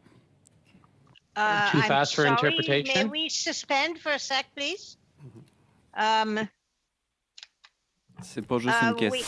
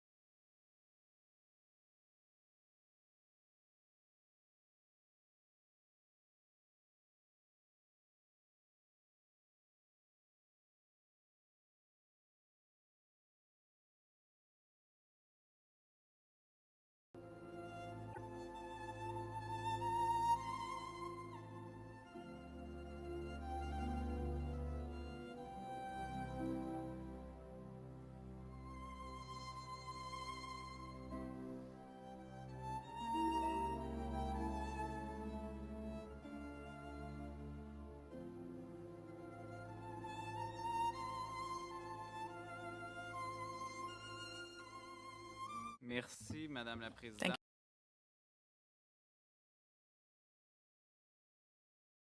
La parole. Ceci étant dit, j'aimerais vous entendre. I'd like to know, Est-ce que Hockey Canada a adhéré au did BCBS? Hockey Canada répondre que non, mais quelle communication vous avez eue meet avec those eux? Est-ce que c'est requirements? par And leur what lettre communication envoyée did you dans les have médias? with Vous avez eu them? une intention plus directe According to the d'adhésion media, de leur it part? said that Canada a confirmé you avec had nous received que a le more dernier direct request signataire, for membership. mais c'est une question d'arrangement, So Hockey Canada said that they would be a signatory, la mise en œuvre de cela, là, on a but we haven't seen the implementation yet. We don't have a Est-ce que timeline. Hockey Canada vous rapporte des transferts d'argent Does qu'ils Hockey font à Canada leurs report partenaires? to the money transfers that they make to their partners? C'est moi, lors de la sorry. conduite d'événements internationaux, par exemple. When it comes to international events, for example? Well, in the financial reports that we receive, you know, they deal with the money that we give to the organization and the budgets that they get. So I don't know what other money transfers you're referring to, but what we get reports on is just our funding to them. Are you able to check whether national funding could have been given to the Canadian National League, for example? I can't answer that question, Madam Chair, right now. That's not information that I have. Could you send us that information, please?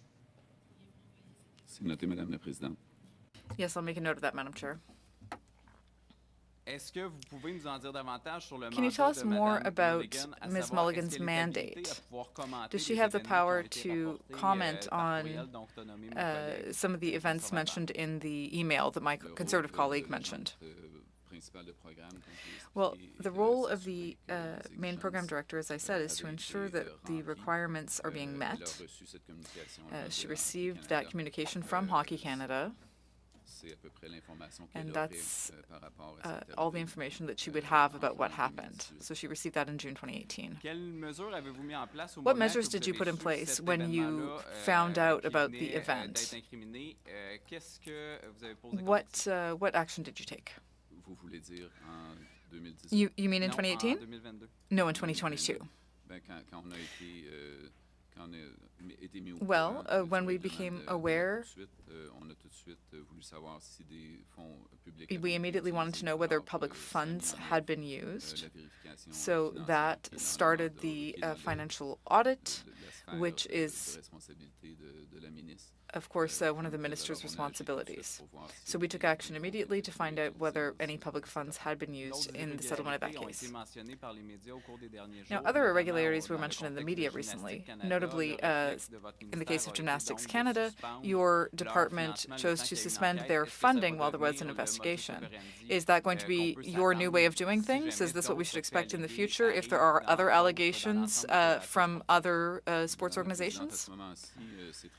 Madam Chair, at the time, we do not have the time to answer that question, so we will go to Peter Julian for 2.5 minutes. Thank you. Thank you, Madam Chair. How many national sports organizations over the last 25 years, since we were putting in place these policies to counter sexual abuse, how many national sports organizations have seen their funding suspended up until the end of last year? I don't have the answer to that question, Madam Chair. Could you please provide that to the committee? From the moment when Sheldon Kennedy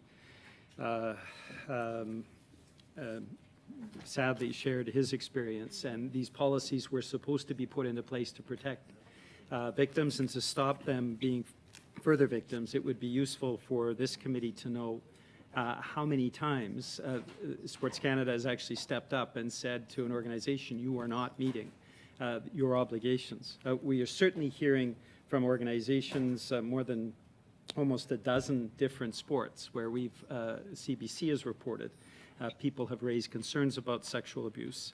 And these are things that should be concerning to all of us. I wanted to address the answer to my question of the minister last month that was answered just prior to this committee, where it was stated when I asked for how many complaints have been brought reported to Sports Canada that are criminal in nature. And the response was Sports Canada does not have the capacity or expertise to determine whether incidents disclosed to it are of a criminal nature or not. We would all agree that gang sexual assault is criminal in nature. We would all agree that child sexual abuse is criminal in nature. Is that information kept in any way separate, so when those statistics are reported, these allegations of serious criminal activity are actually reported as well to the minister? You know what English muffins look like?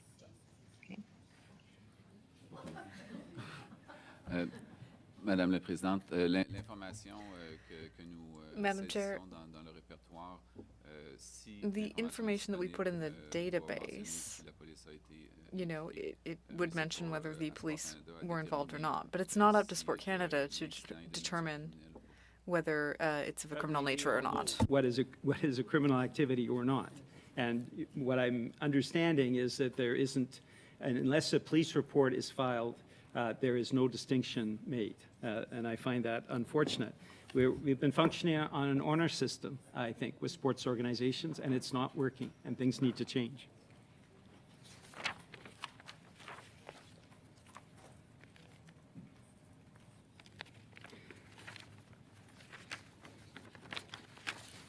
Madam Chair, if you want me to ask more questions, I certainly will.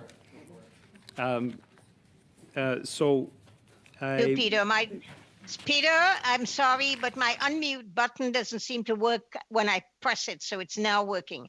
No, I think we actually are finding that we don't have room for, in a 1 hour questioning session, to do the last two Conservative and Liberal members. We just have to go with a one round with just ending with Peter Julian, because we are now at 9:59, which means sorry, I'm talking about Vancouver time. We're now at 12:59. We need to start with the minister in 1 minute. So we do not have room for the last two questioners.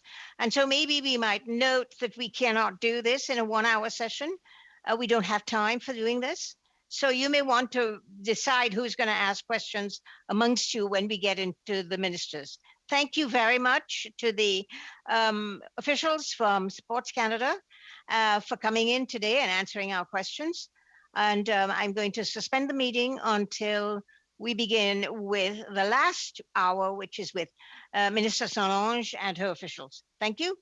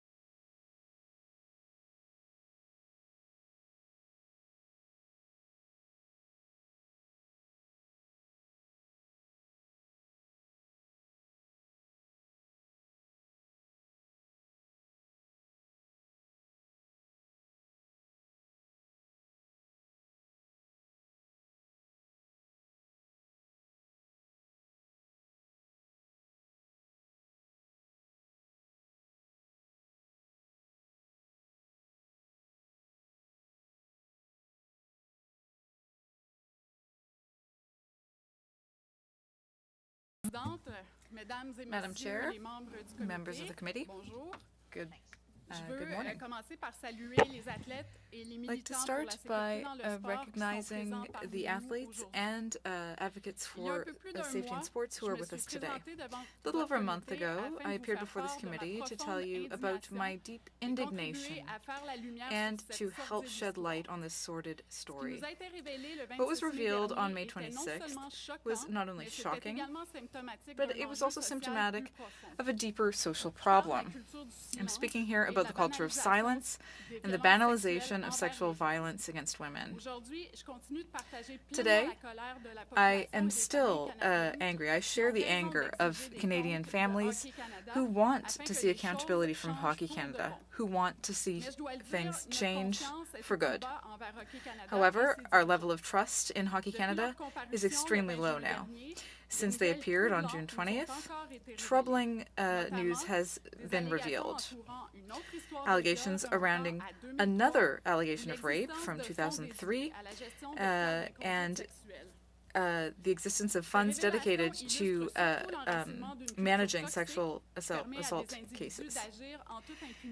These revelations illustrate a deep, toxic culture that allows people to act with impunity. What will we discover next week or next month? I don't have the answer, but I know that many people are concerned. So we have very high expectations for the directors of these organizations. They have a lot of work to do to regain our trust, and they can no longer make mistakes. In the days following the appearance of Hockey Canada representatives, I chose to suspend funding to that organization and to impose new terms on them. For example, I imposed the obligation to have a financial audit to determine whether public money was used in the out-of-court settlement. I also required that the recommendations made by Henein Hutchison and an action plan based on those recommendations be made. I also required that the membership process for the Sports Integrity Commissioner be accelerated. Their testimony actually convinced me that they didn't understand the severity of the situation. I had to make them understand that they had passed the point of no return. Of course, Hockey Canada did make public commitments a few weeks ago and unveiled an action plan. These are, of course, steps in the right direction. But beyond good intentions, the directors of the organizations need to prove in the coming weeks and months that they are doing everything possible to make real cultural change. I hope that we will not be seeing a simple PR exercise here, with directors, first and foremost, just trying to restore the reputation of their organization. Hockey Canada should not underestimate the work ahead. The organization's board and management leaders have a moral responsibility to reflect on the role they should play in what comes next. They must ask themselves if they are the right people to effect culture change. Is this group of leaders adequately equipped to carry out a system-wide change? Is there enough diversity in decision-making roles to drive change? Are there enough women in significant leadership positions within Hockey Canada to provide needed perspective on sexual violence and its impact? Hockey Canada should be asked all of these questions. The nature of their answers will determine the credibility of the organization and the level of seriousness that they propose to take in their next steps. Hockey Canada must also take this situation as an opportunity to make a fundamental shift on the underlying violence in the sport, including issues such as racism, concussions, or fighting on the ice. Canadians expect Hockey Canada to behave differently, and it requires leadership capable of doing so. Hockey Canada, the whole country is watching. Le mois prochain se tiendra le championnat mondial Next month, the World Hockey Championships, Junior Hockey Championships will happen. I have a message for the players. What happened in 2003 and 2018 must never happen again. I will say it here if necessary.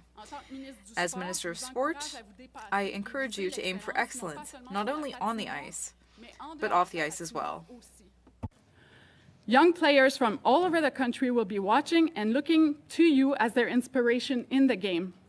Entire families and communities with a passion for hockey will be there to support and encourage you. Make them proud. Be the role models they deserve. Above all, give the public, and especially women, what they expect from you. Respect. Members of the committee, Madam Chair, thank you for your attention. Thank you very much, Minister. And thank you very much for your very passionate statement. And now we're going to go to the question and answer period. And the first round is 6 minutes. And I begin with, for the Conservatives, Richard Martel. For 6 minutes, please. Merci, Madame la Présidente. Thank you, Madam Chair. Your department was aware of the allegations. So how is it that you were made aware of these allegations by Tom Rainey much more recently? Well, some explanations were provided earlier by Sport Canada. Now, the first time I appeared, I gave some answers, but I will reread the information that was given to Sport Canada in 2018. Hockey Canada held a golf and gala for their national junior men's hockey team. Alleged sexual assault happened after the golf portion of the event. Involves member of the national junior. Excusez, Madame St-Onge. I'm sorry, Ms. St-Onge, or Minister, rather.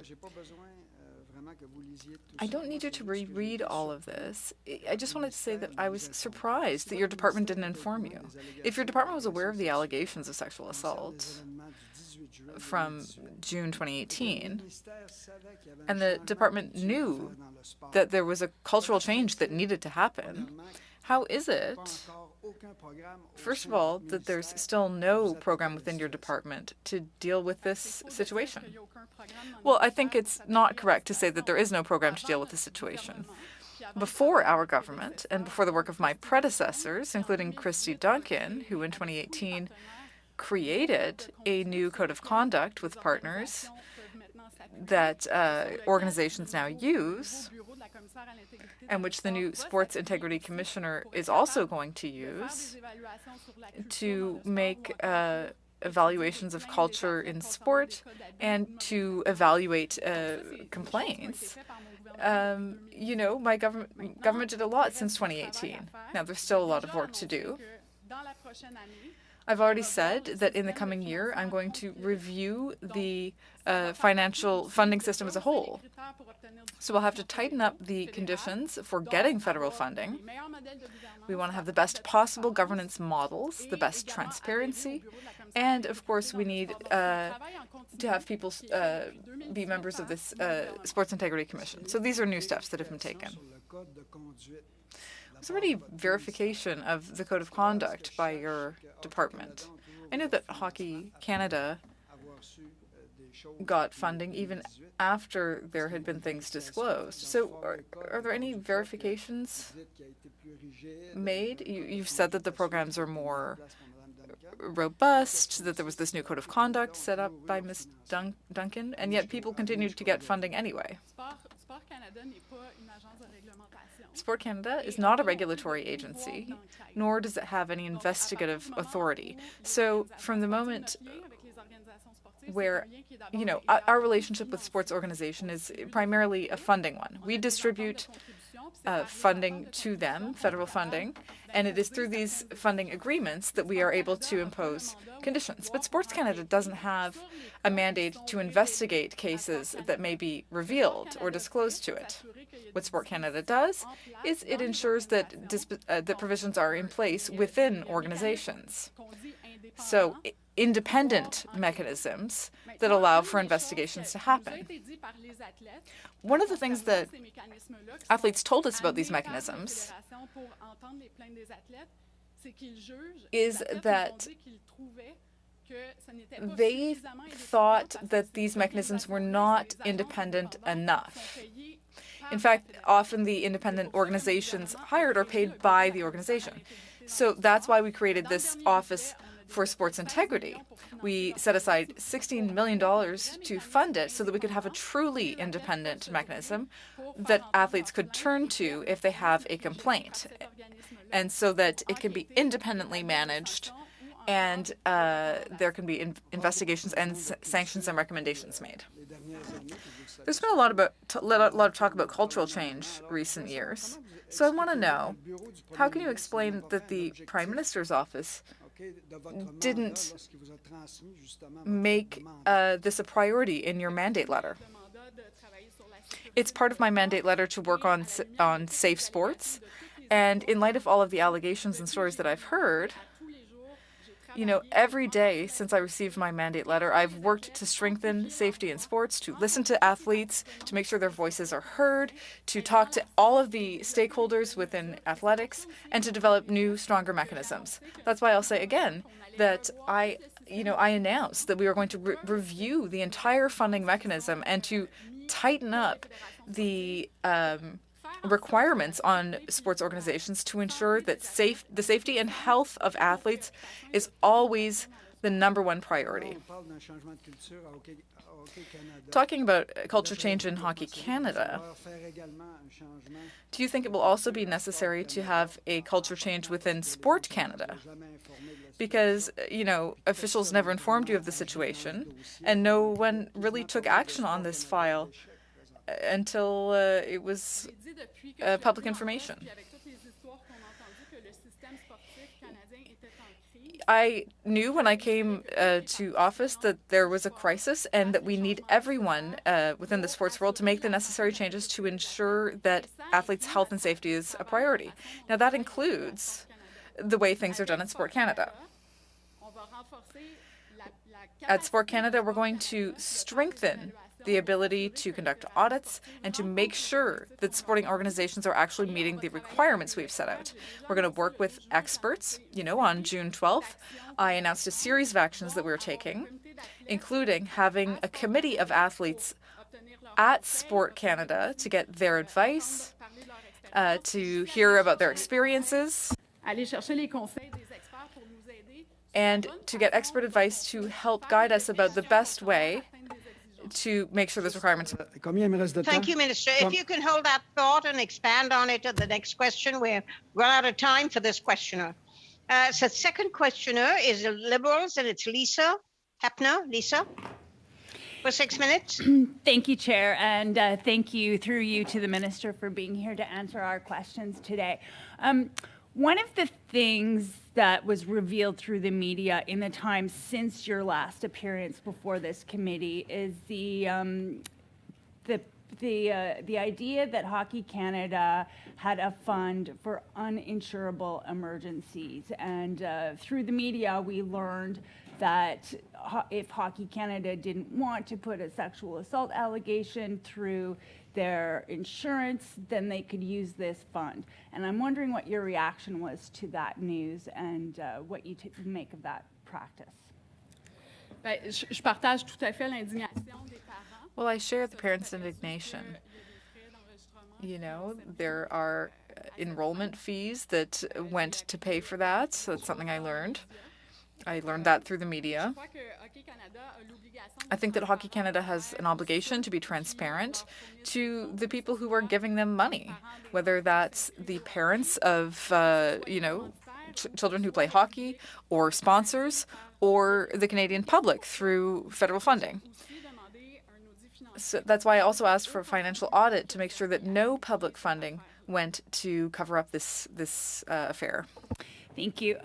You mentioned this a little bit in your opening statement, but can you describe for us your reaction to Hockey Canada's reaction to the news and the committee's work here and the steps that Hockey Canada is going to put in place or says it's going to put in place to address these cultural issues? I think that it's a step in the right direction to have a plan. But this isn't the first time that we've heard, good intentions from Hockey Canada. And I think that there's still a lot of work to be done before Canadians can decide whether those changes are really happening within Hockey Canada. It's the time for action now. And the question everyone's asking is, did the people who were in power then, who were in charge of managing the situation, are they the right people to implement the action plan that they've put forward?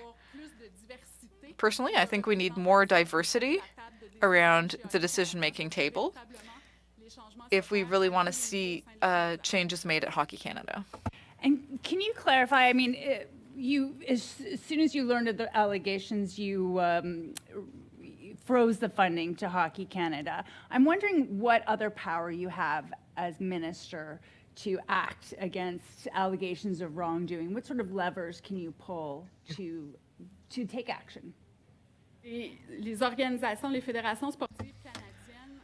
Canadian sports organizations are independent.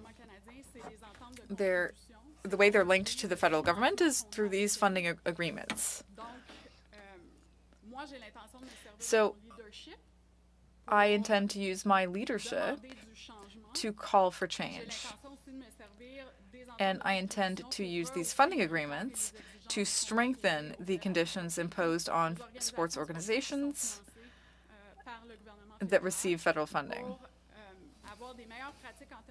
And I'm hoping that leads to better governance practices, better preventive and preventive programs and education around sexual assault, and to have better accountability too.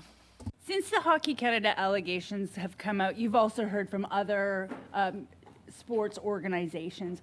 Can you reflect on whether the cultural problem is exclusive to hockey? Is it more widespread? Is hockey particularly different from other national sports?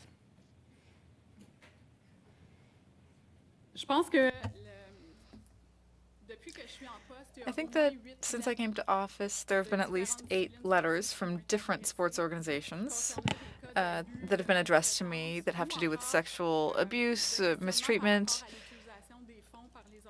or questions relating to misuse of funds. And I didn't hesitate to say that sports in Canada was in crisis and that we had to ask serious questions about the priorities of these organizations. We know that performance is often their priority, and the health and safety of athletes come later.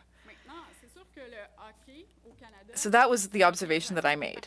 Now, Hockey Canada is an organization that is particularly powerful. It is our national sport, and it's a sport that is very masculine. It's very male-dominated. The men's teams take up a lot of the focus of Hockey Canada, and the particularly problematic cases that we've heard about from 2003 and 2017 indicate that there are specific actions that need to be taken by Hockey Canada to fight sexual violence and to fight this culture of silence that exists. Just quickly, I heard a reference that Canadian women's hockey could have been... I've got 20 seconds, right? Canadian women's hockey could have been better funded had a separate fund not existed for uninsurable claims. What do you make of that? I think questions should be asked to Hockey Canada about their financial management, about the importance that they place on women within their organization, and also about Paralympic sports. So it's not just the men's team within Hockey Canada, and there does need to be accountability on these important issues. And thank you, Mr. Lemire, for 6 minutes. Merci, Madame la Présidente. Je salue Thank you, Madam Chair. And I do just want to follow up that you're acknowledging the women's team, and I think that that more decision-making should be made by and about women within Hockey Canada. So thank you for your testimony. I'd like to know, are you satisfied with the way that Sport Canada and your department managed the disclosure of the cases and the way that they were revealed to you? I think it's possible to do better. And when I say that everyone within sports in Canada needs to rethink their way of doing things, I think that also includes Sport Canada. That is work that we are undertaking with the Deputy Minister and officials. There is a desire to improve things and to improve the objectives and conditions that we give to sports organizations. Again, Sport Canada is not an organization that has the power to investigate. But we do need to have more tools. We do need better resources to be able to make sure that objectives are being met. In terms of what you did with Hockey Canada and Gymnastics Canada, do you generally wait for investigations to be concluded before funding continues? What will be the way you do things in the future? Well, for smaller sports organizations, funding can have a big impact on them, and so you don't want to make those decisions lightly. I think that there are ways of better monitoring organizations and their processes and doing verifications and audits to make sure that they're following the correct processes and that the athletes are being heard. So that's why we created the Office of Sports Integrity, because we want it to be a truly independent system. Everyone has a role to play in ensuring that our athletes are safe. Based on what we've heard in recent days and weeks, do you think that changes are meeting the requests of athletes and their families? Is there, for example, a database of cases or a way of monitoring this? Well, the Sports Integrity Commissioner does have a mandate to investigate, does have investigative power. Now, that won't replace the traditional courts for criminal cases, for example, but if you look at cases within sports, there can be sanctions if there are cases of assault or mistreatment, and there can be investigations. Now, this is a new mechanism that never existed in Canada before. This just started on June 20th. And Ms. Pelletier is the new commissioner. She's someone with a lot of experience who comes from the sports world, who's also a lawyer, and who has made athletes' safety a priority. So we need to give her the time to settle into the office and do the first investigations. Then if there's a way of improving the process, we'll do so. My concern, and my mission is to make sure that the mechanism is effective and to make sure that athletes feel that there is a safe space for them to go to if they do have a complaint. And I think what we want to avoid is that, an organization knows about complaints, but it remains on ice because they don't have the information that's necessary. Now, if Hockey Canada doesn't show a true desire to change things, how far would you go to end this toxic culture of silence in Canada? Well, there are legal verifications that would need to be done. As I said, our relationship with sports organization is primarily a financial one. There are funding agreements that link us. So it's essentially a contract between stakeholders. So my powers are to intervene directly with Hockey Canada are certainly limited. However, based on recent events, I suspended funding to Hockey Canada, and the sponsors followed. And there was also a lot of public pressure. So I think that Hockey Canada is accountable to the public, to players, athletes, young people who play, and their parents. And all of these people have very high expectations for Hockey Canada. I'll say it again, the directors of Hockey Canada can no longer make any mistakes. They're being watched. They can't do the things that they did in the past. In other words, just issue a report but not implement recommendations. Now, do you think that the Canadian Hockey League, which is different from Hockey Canada, should also be subject to the new rules concerning funding? Because, of course, there is money transferred between the leagues. So there's a lot of work that needs to be done at every level to ensure that there are independent mechanisms to respond to athletes' concerns and complaints. I've had meetings with my provincial counterparts and others, and we decided to open this Sports Integrity Commissioner's office for every province that signs on, rather than having separate mechanisms in every province, because we want to make sure there are no gaps in the system. Did you set a timeline for resuming funding to Hockey Canada? We're going to wait until we're satisfied that the conditions have been met. And to conclude, that concludes that particular question. I don't believe my 6 minutes is up. I've been timing. À chaque fois que je prends la parole, vous intervenez. Every time I speak, you intervene, and I think there was still time left. J'ai le temps d'une dernière question, je peux la poser? Can I ask a final question? Il me restait 15 secondes. I have got 13 seconds left. Can you tell me what your timeline is, please? Il me restait 15 secondes. I have 15 seconds. Madam Chair, it's the clerk. I had about 13 seconds left. Bon, all right. If you can ask a question and get an answer in 13 seconds, Monsieur Lemire, go ahead. Thank you. Merci beaucoup. Donc, quel message vous attendez So, de la what part de message do you want from Hockey Canada? You know, what do you want them to say to the potential victims who are afraid? Well, I encourage them to do everything to break the culture of silence and to ensure that victims and witnesses also feel free to come forward with complaints to police or to other investigative bodies. Are you expecting any kind of public action or gesture? Well, I encourage people to speak out and to end sexual violence.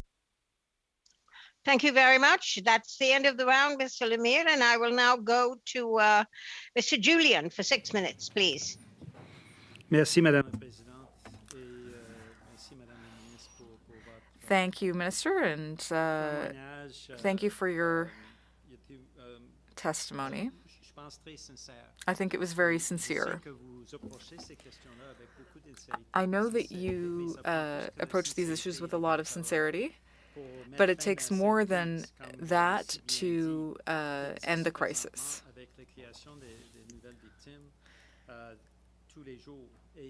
You know, there are new victims, and it's true that Hockey Canada failed, but it's also true that Sport Canada failed to protect victims.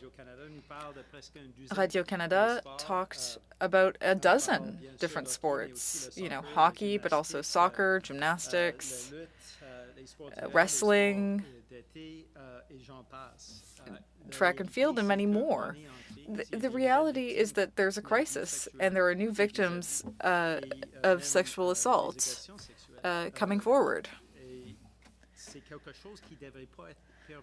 This shouldn't be allowed. Sport Canada should have taken action years ago to ensure that funding is always linked to very strict conditions. Now, there are all of these victims, and Sport Canada wasn't enforcing these processes. There are 60 organizations or so, and they should be made to respect those conditions. Well, first of all, I want to recognize the courage of everyone who came forward with allegations of sexual assault or abuse from the entire athletic world. We've heard these stories at the local, provincial, and federal levels. So I want to thank those people for having spoken out. And I seek every day to make sure that their voices are heard. Since I came to office, I have worked for them to strengthen the system and to ensure that people take action to end this culture and to ensure that the health and safety of athletes is a priority. I will continue to do that work. Now, you have certain powers, including funding powers, but I think Mr. Lemire's question was very relevant. You know, you said that there would be legal verifications before you could sanction Hockey Canada, Have you looked into what the steps would be? I don't know what my ability would be to do that. Legal inquiries can be made to see if it's possible, but my question is, are you doing those legal verifications now? Currently, I have not made a request to look into that, to see whether we could put Hockey Canada under guardianship, or under trusteeship, rather.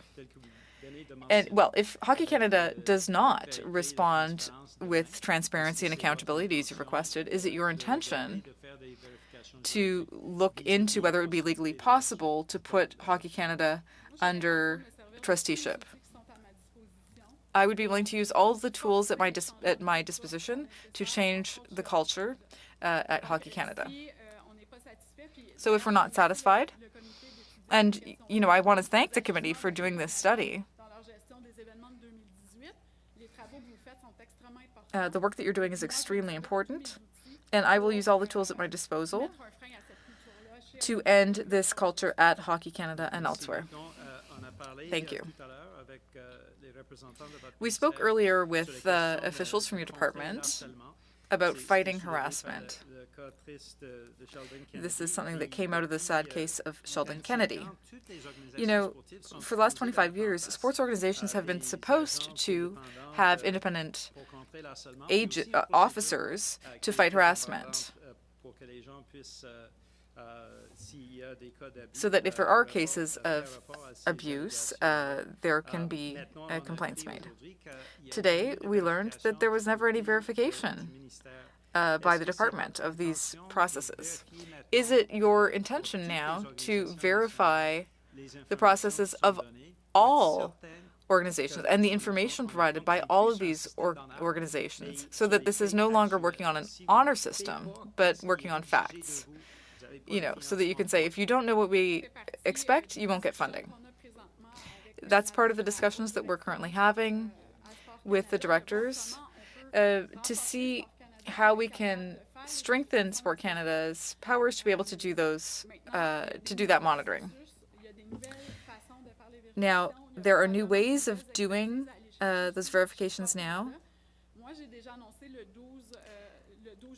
On June 12th, I announced that I would be seeking expert advice to ensure that what we're doing at Sport Canada is the right thing, and that we're developing the right procedures and mechanisms to do the necessary work,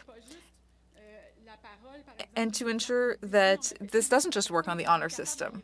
You know, we need to be able to actually verify by speaking to athletes or coaches or other directors. So we need to ensure that Sports Canada can ensure compliance.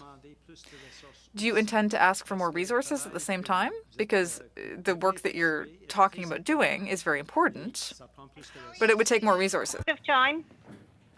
You're out of time? I'm sorry. If we want to get a full round in the next round, we have to be crisp, and I will be stopping you in your tracks when you speak over time.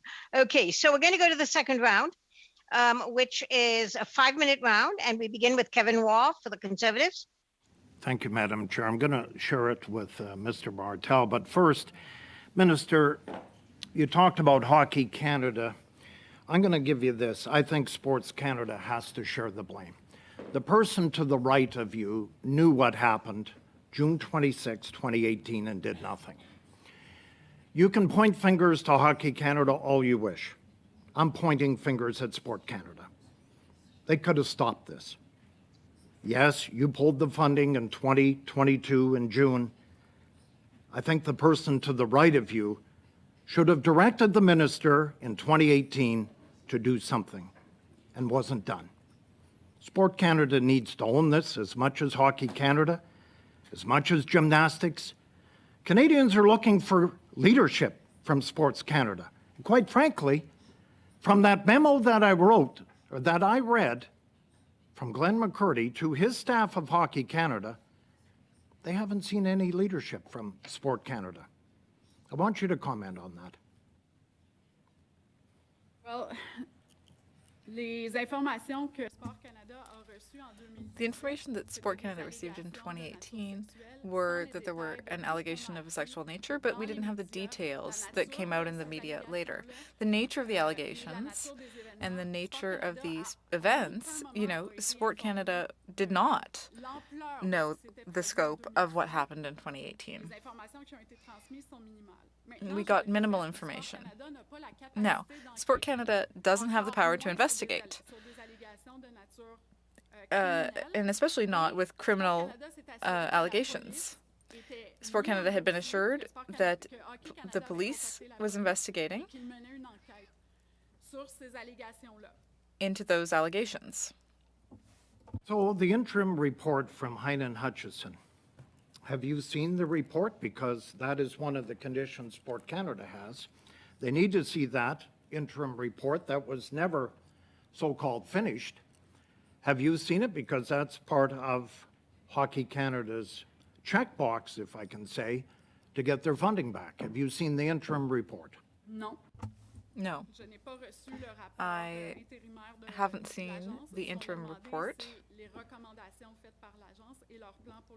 We requested the recommendations and they plan to implement them. All I've seen to date is 6 points on recommendations that were provided, but I haven't seen the report. Well, Hockey Canada, you know, released their statements yesterday, and it's long overdue. They promised years ago that they were going to change the culture. So their action plan, what do you say as minister when Hockey Canada 2 years ago started an action plan that they never completed, and then all of a sudden we bring them to the Heritage Committee in June, and all of a sudden 30 days later we have an action plan? What do you say to that? To Hockey Canada finally waking up that the report and the action plan should have been done 2 years ago when they started it. Je leur pose la question si les personnes qui sont en place présentement sont les bonnes personnes pour. I would ask again if the people who are in power now, who were in power then, are the right people to implement those action plans and to ensure that everyone, you know, implements the recommendations. I do have serious questions about that. And I hope that they will provide answers tomorrow and tell us how the same people who were there in 2018 are the right people to make change now, when we know that 2018 was so disastrous and that their first appearance seriously lacked transparency. We'll have a conversation with Sports Canada at some time to up your game, Sport Canada game, that needs to be following this important meeting today and follow up. Will you do that quickly?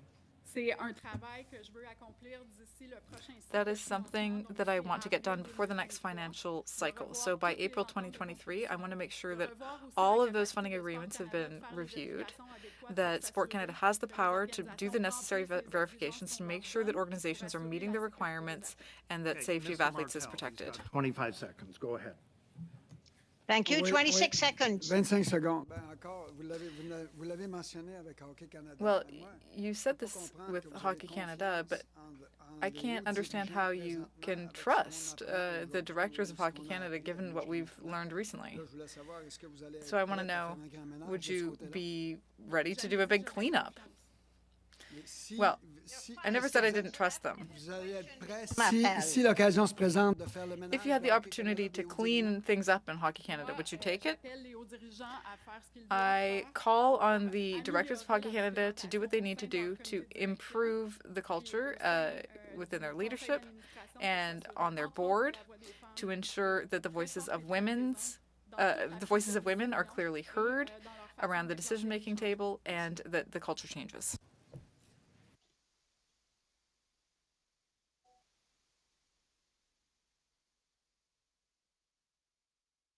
Thank you very much. And I'm going to go to the next person, and that is for 2.5 minutes. Sorry, for 5 minutes, Michael Coteau. Thank you, Chair. Thank you, Chair. And I just want to start by thanking... Excuse me, Michael. I just wanted to say that it would not only be 5 minutes because you lost your 2.5 minutes before that. So I'm going to give you 7.5 minutes. Well, thank you very much. Madame la Présidente, je suis pas d'accord avec ça. Absolument pas. Madam Chair, I don't agree with that. Madam Well, Chair, because of technical difficulties, Mr. Coteau was not able to finish, and we told him that he would come back and make up that time. That's only fair in my book. Thank you. Cette partie de la rencontre a été terminée. That part of the meeting concluded. We're now in a new section of the meeting, a new panel, and so he shouldn't get the time back. Madam Chair, thank you so much for your generosity, but 5 minutes will be fine. I appreciate the generosity. Thank you. Minister, I just want to say, I want to start by saying thank you for your testimony today and the acknowledgement of the crisis in sport across this country. But acknowledging issues in addition to sexual violence, but issues around racism, issues around equity. But we also know there's issues around mental health in sport. And, you know, I got to see a glimpse of the complexity of this sector myself when I was the minister responsible for sport and for the delivery of the Pan Am Games back in 2015. It was astonishing how the extent of responsibility and the complexity of sport organizations, not only the challenge of jurisdictional pieces, but also holding organizations compliant based on the fact that a lot of their funding does come from outside of government, and a lot of money flows from many different places into these organizations. But make no mistake, we know that governments have tools, and the minister has tools to ensure that organizations are doing what's best for the folks that they serve. So, Minister, my question to you, what is your next move to ensure that organizations, sports organizations in our country are transparent, that they're accountable, and these organizations follow what we see as the best pathway as Canadians to ensure that we can raise the next generation of athletes in a very, I would say, in a way that we as Canadians would be proud. What's your next move? La première chose, ça va être de rendre Well, the first thing would be to make membership in the Sports Integrity Commissioner's Office mandatory for all federally funded sports organizations. And the reason we're doing that is so that athletes have a place they can turn when they have a complaint, so they can explain the situation, and they can know that professionals will investigate and either impose sanctions or make recommendations. All of this is in the goal of improving sports as a whole, to ensure that athletes and witnesses feel that they can speak out, that they should speak out when there are cases. The other thing is we're going to entirely review the funding system. As I said, this is my main link with sports organization. It's these funding agreements. And we're going to strengthen the requirements in terms of governance, transparency, and accountability for funding requirements, so that when there are recommendations made by the Sports Integrity Commissioner, that those are actually put in place and we see actual results. Thank you. Back at the end of March, you acknowledged that there was a crisis in sports in this country. You know, at the end of the day, we're all here to ensure that we create an environment that allows young people to excel in sport. You know, you go to any hockey arena, any soccer field, and you watch young kids, young men and women play sport, you can see that there is definitely a disconnect between what they're feeling and the complexities that we can build within systems. What does the future look like to you, Minister? And if you had anything to say to those young athletes in this country, what would you say to them directly? Le sport devrait être une expérience positive pour les jeunes. Athletics should be a positive experience for young people. Mon message à tous les jeunes, my message to all young people and their parents and the coaches and everyone who's part of athletics in Canada is when you witness something You need to call it out. You can no longer remain silent when you witness an event like that. We all have a responsibility to end this. We need to ensure that our children and the athletes who operate in Canada have a good experience and really benefit from everything that sports can provide in terms of mental and physical well-being and personal development. And I would also call on the leadership of these sports directors, because the way that those people behave, the way that they, call out these cases can transform the culture. And that is also going to be really important for the future. Thank you, Minister. That's it. I'm sorry, we ended that particular section. I'm going to go to Mr. Lemire for 2.5 minutes. Please. Madame Larouche, Madame la Présidente. It'll be Ms. Larouche. Écoutez, ce qui m'avait frappé. Please. Merci, Madame la Présidente. Thank you, Madam Chair. Madame la Ministre, on a eu l'occasion d'échanger Minister, sur la comparaison d'Hockey Canada en juin we dernier. spoke Ce qui m'avait last frappé à June, l'époque, effectivement, and what c'est struck qu'on me nomme at the d'une façon time banale, 1 à 2 cas de is viol, comme il y en a that, d'autres dans la société. Hockey Canada talked about really kind of banalizing or making incidents of sexual assault seem banal. And I really wonder about their desire to change. Based on what we've heard today, does Sport Canada see this chasm between the ideals and the ability to really change? I hear what you're saying. Cutting off funding is not an insignificant thing to do, but these allegations have existed for 4 years and there was no follow-up done. When you're talking about, conditional things like they should do this, they should do that, it's not enough. What are you really going to do to help bridge the gap between you and Sport Canada, because it clearly exists.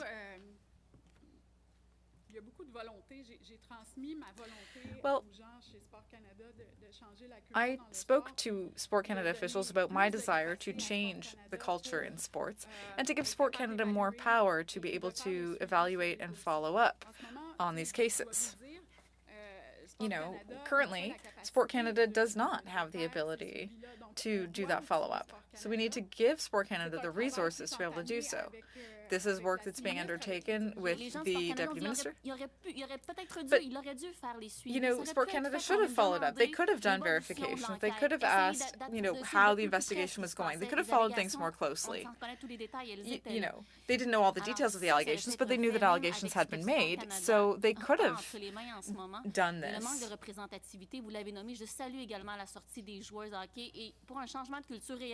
If we really want to see culture change from this, toxic masculinity, we need to have more women on the board to represent their point of view. I don't think this should be allowed to happen again. We can always do better. So once again, what tools do you need to give to the people who are there? If you really want culture change, what action do we need to take to make sure that these people are accountable? Because clearly there's a lack of accountability at Hockey Canada. So how do we change that culture? Ms. LaRouche, we need to finish this question because we've run out of time. And I think maybe the minister can try to fit it into somebody else's question for her. The next person is Peter Julian for 2.5 minutes, please. Peter, begin. Thank you, Madam Chair. 2 questions to you, Madame the Ministre. First off, you were kept in the dark after you became minister. You were not informed by Sports Canada about these serious allegations. Have you directed staff at Sports Canada to keep you informed anytime there are allegations of criminal activity? I'm talking about sexual assault, sexual abuse. Have you directed now to be informed when those cases come forward? And my second question is around the National Equity Fund. Are you aware of how many of these national sports organizations have actually put in place funding to compensate victims rather than putting in place every measure to prevent further victims? How many of the 60 organizations have that? J'ai demandé à Sport Canada d'être désormais informé sur I asked Sport Canada to be better informed about these disclosures. I don't have the information about the number of sports organizations that have such a fund. I don't know if you have that information. If you don't have that information, could you furnish it? We can undertake to provide this information for sure. That would be very helpful information on that. And you've also, I understand, Madame the Minister, you are now going to be directly informed. No minister will be kept in the dark anymore about serious allegations of criminal activity, and I'm happy to hear that. That is important.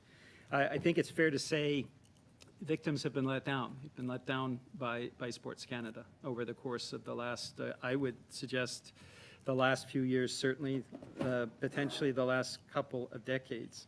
And you are certainly standing with the victims. That is important. But I think it's also important to acknowledge that Sports Canada failed at its task of making sure that we have in place safe sports, safety for athletes who could be victims, but also safety for the general public who could be victims. Would you acknowledge today that Sports Canada fell short and have let down the victims over the course of the last few years? Je dirais que tout ce qui concerne les abus, le mauvais traitement, I would say that when it comes to cases of sexual assault in sports and in society in general, you know, this is a conversation that's evolving. We're no longer in 2022 in the same place that we were 10 or 15 years ago. You know, in 2018, our government took serious action to have a better idea of what was happening in sports. Before that, we didn't have any information. So there were concrete steps taken since 2018, and I'm going to continue to work to make sure that Sport Canada has the resources it needs.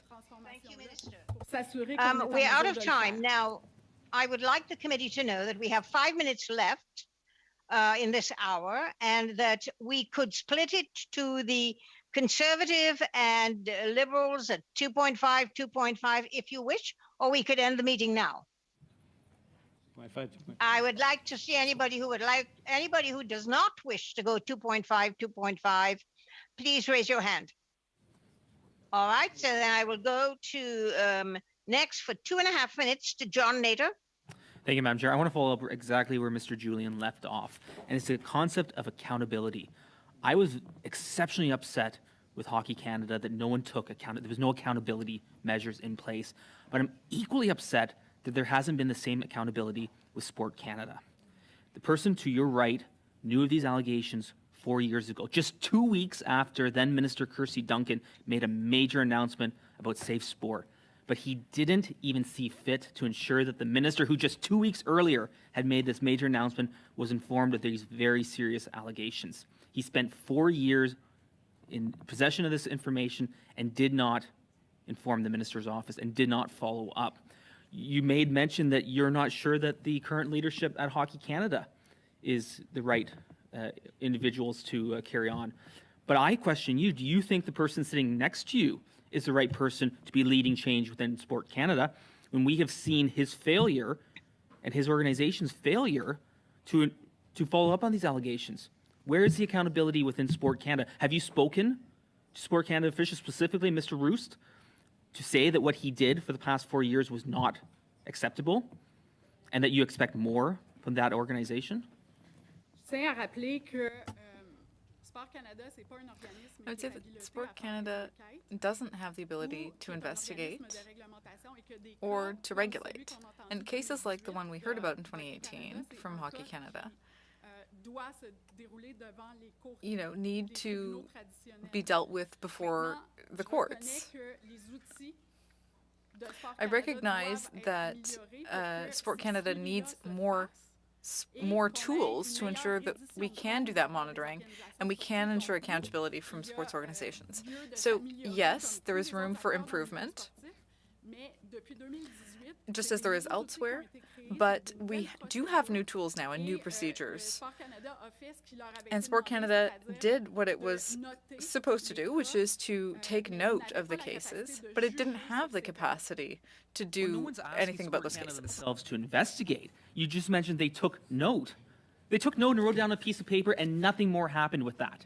It was kept in a filing cabinet somewhere, and the Minister of Sport, who 2 weeks earlier had made a big deal about safe sport, wasn't even informed. They took note and then did nothing. That's not good for anyone in the sporting community. It's not good for individuals participate. It's not good for victims. And that's what happened in this case. They took note and did nothing. Will you acknowledge that that was unacceptable? They didn't even inform the minister's office. Those procedures absolutely need to be improved so that there can be better monitoring of the cases that are signaled to Sport Canada. And we're going to be getting the advice of experts to make sure that what changes between now and next April will allow us to better monitor that. Thank you very much, Minister. I now go to Tim Lewis for the Liberals for 2.5 minutes, Tim. Thank you, Madam Chair, and through you, I want to thank the Minister for being here today. In discussions with constituents and people everywhere, parents want to see change, and Canadians want to see change. We see that trust in Hockey Canada has definitely been lost. You've mentioned it a number of times, and we understand that Sports Canada is not a regulatory agency, that it's through funding agreements that we can impose these conditions. And we also see that suspending funding is a very strong lever to applying these conditions. I don't think anyone thinks it's a coincidence that since Sports Canada stopped its funding, private companies pulled their sponsorship funding from Hockey Canada, that it's only now that they're claiming to step up and do more to address the toxic culture. So if it takes a federal freeze on funds, a financial audit, corporate sponsors pulling their support, are you prepared to halt funding to other sports organizations if they're not complying to the funding conditions that are now put in place? Absolutely. One of the conditions that we're going to impose until now and April 2023 is that all national organizations funded through the federal government will have to sign off with the Office of the Sport Integrity Commissioner. And that is extremely important, and it's a major game changer in the whole sports system. And if they don't comply, they won't be receiving any money from the federal government. And that's one of the examples. But we're also going to look at the governance of the sport organizations and the accountability, and how at Sport Canada we can assess whether they have met the very strong and important criteria that they're going to be given in order to receive federal funding. And if they don't comply, they won't receive funds from the Canadian government.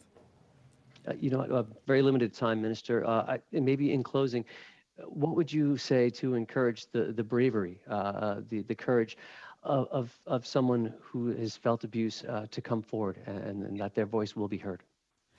Well, first of all, I want to tell them that their stories and their experience is what guides me every day in doing the job that I'm doing. So I want to salute their courage, and I want to thank all of the athletes and all of the victims that came out and told us their story, because without those stories, it's still the culture of silence. And that's exactly what needs to be broken. So we need to empower athletes in speaking out. We need to empower witnesses. And that's one of the reasons why the Office of the Sport Integrity Commissioner was created, so that there's a safe place that their cases can be assessed and addressed in a professional and transparent manner. And the most important criteria was independence. So I want to thank each and everyone who came out and who are also helping us do our jobs today and improve the sports system. Thank you. Thank you very much, Minister. And that puts an end to this this hour of hearings. And I want to thank the Minister for coming. I want to thank her officials for coming. I want to thank all my colleagues for, it's been a long, long haul, the number of hours we've done, although Mr. Housefather is sitting in the Mediterranean looking gorgeous. But I think the important thing is that we need to see you back again tomorrow, ready to roll. Thank you very much, and thanks to the clerk and all of the interpreters, etc., for making sure we can have this meeting. I now, will everyone accept that this meeting be adjourned? Yes? Goodbye.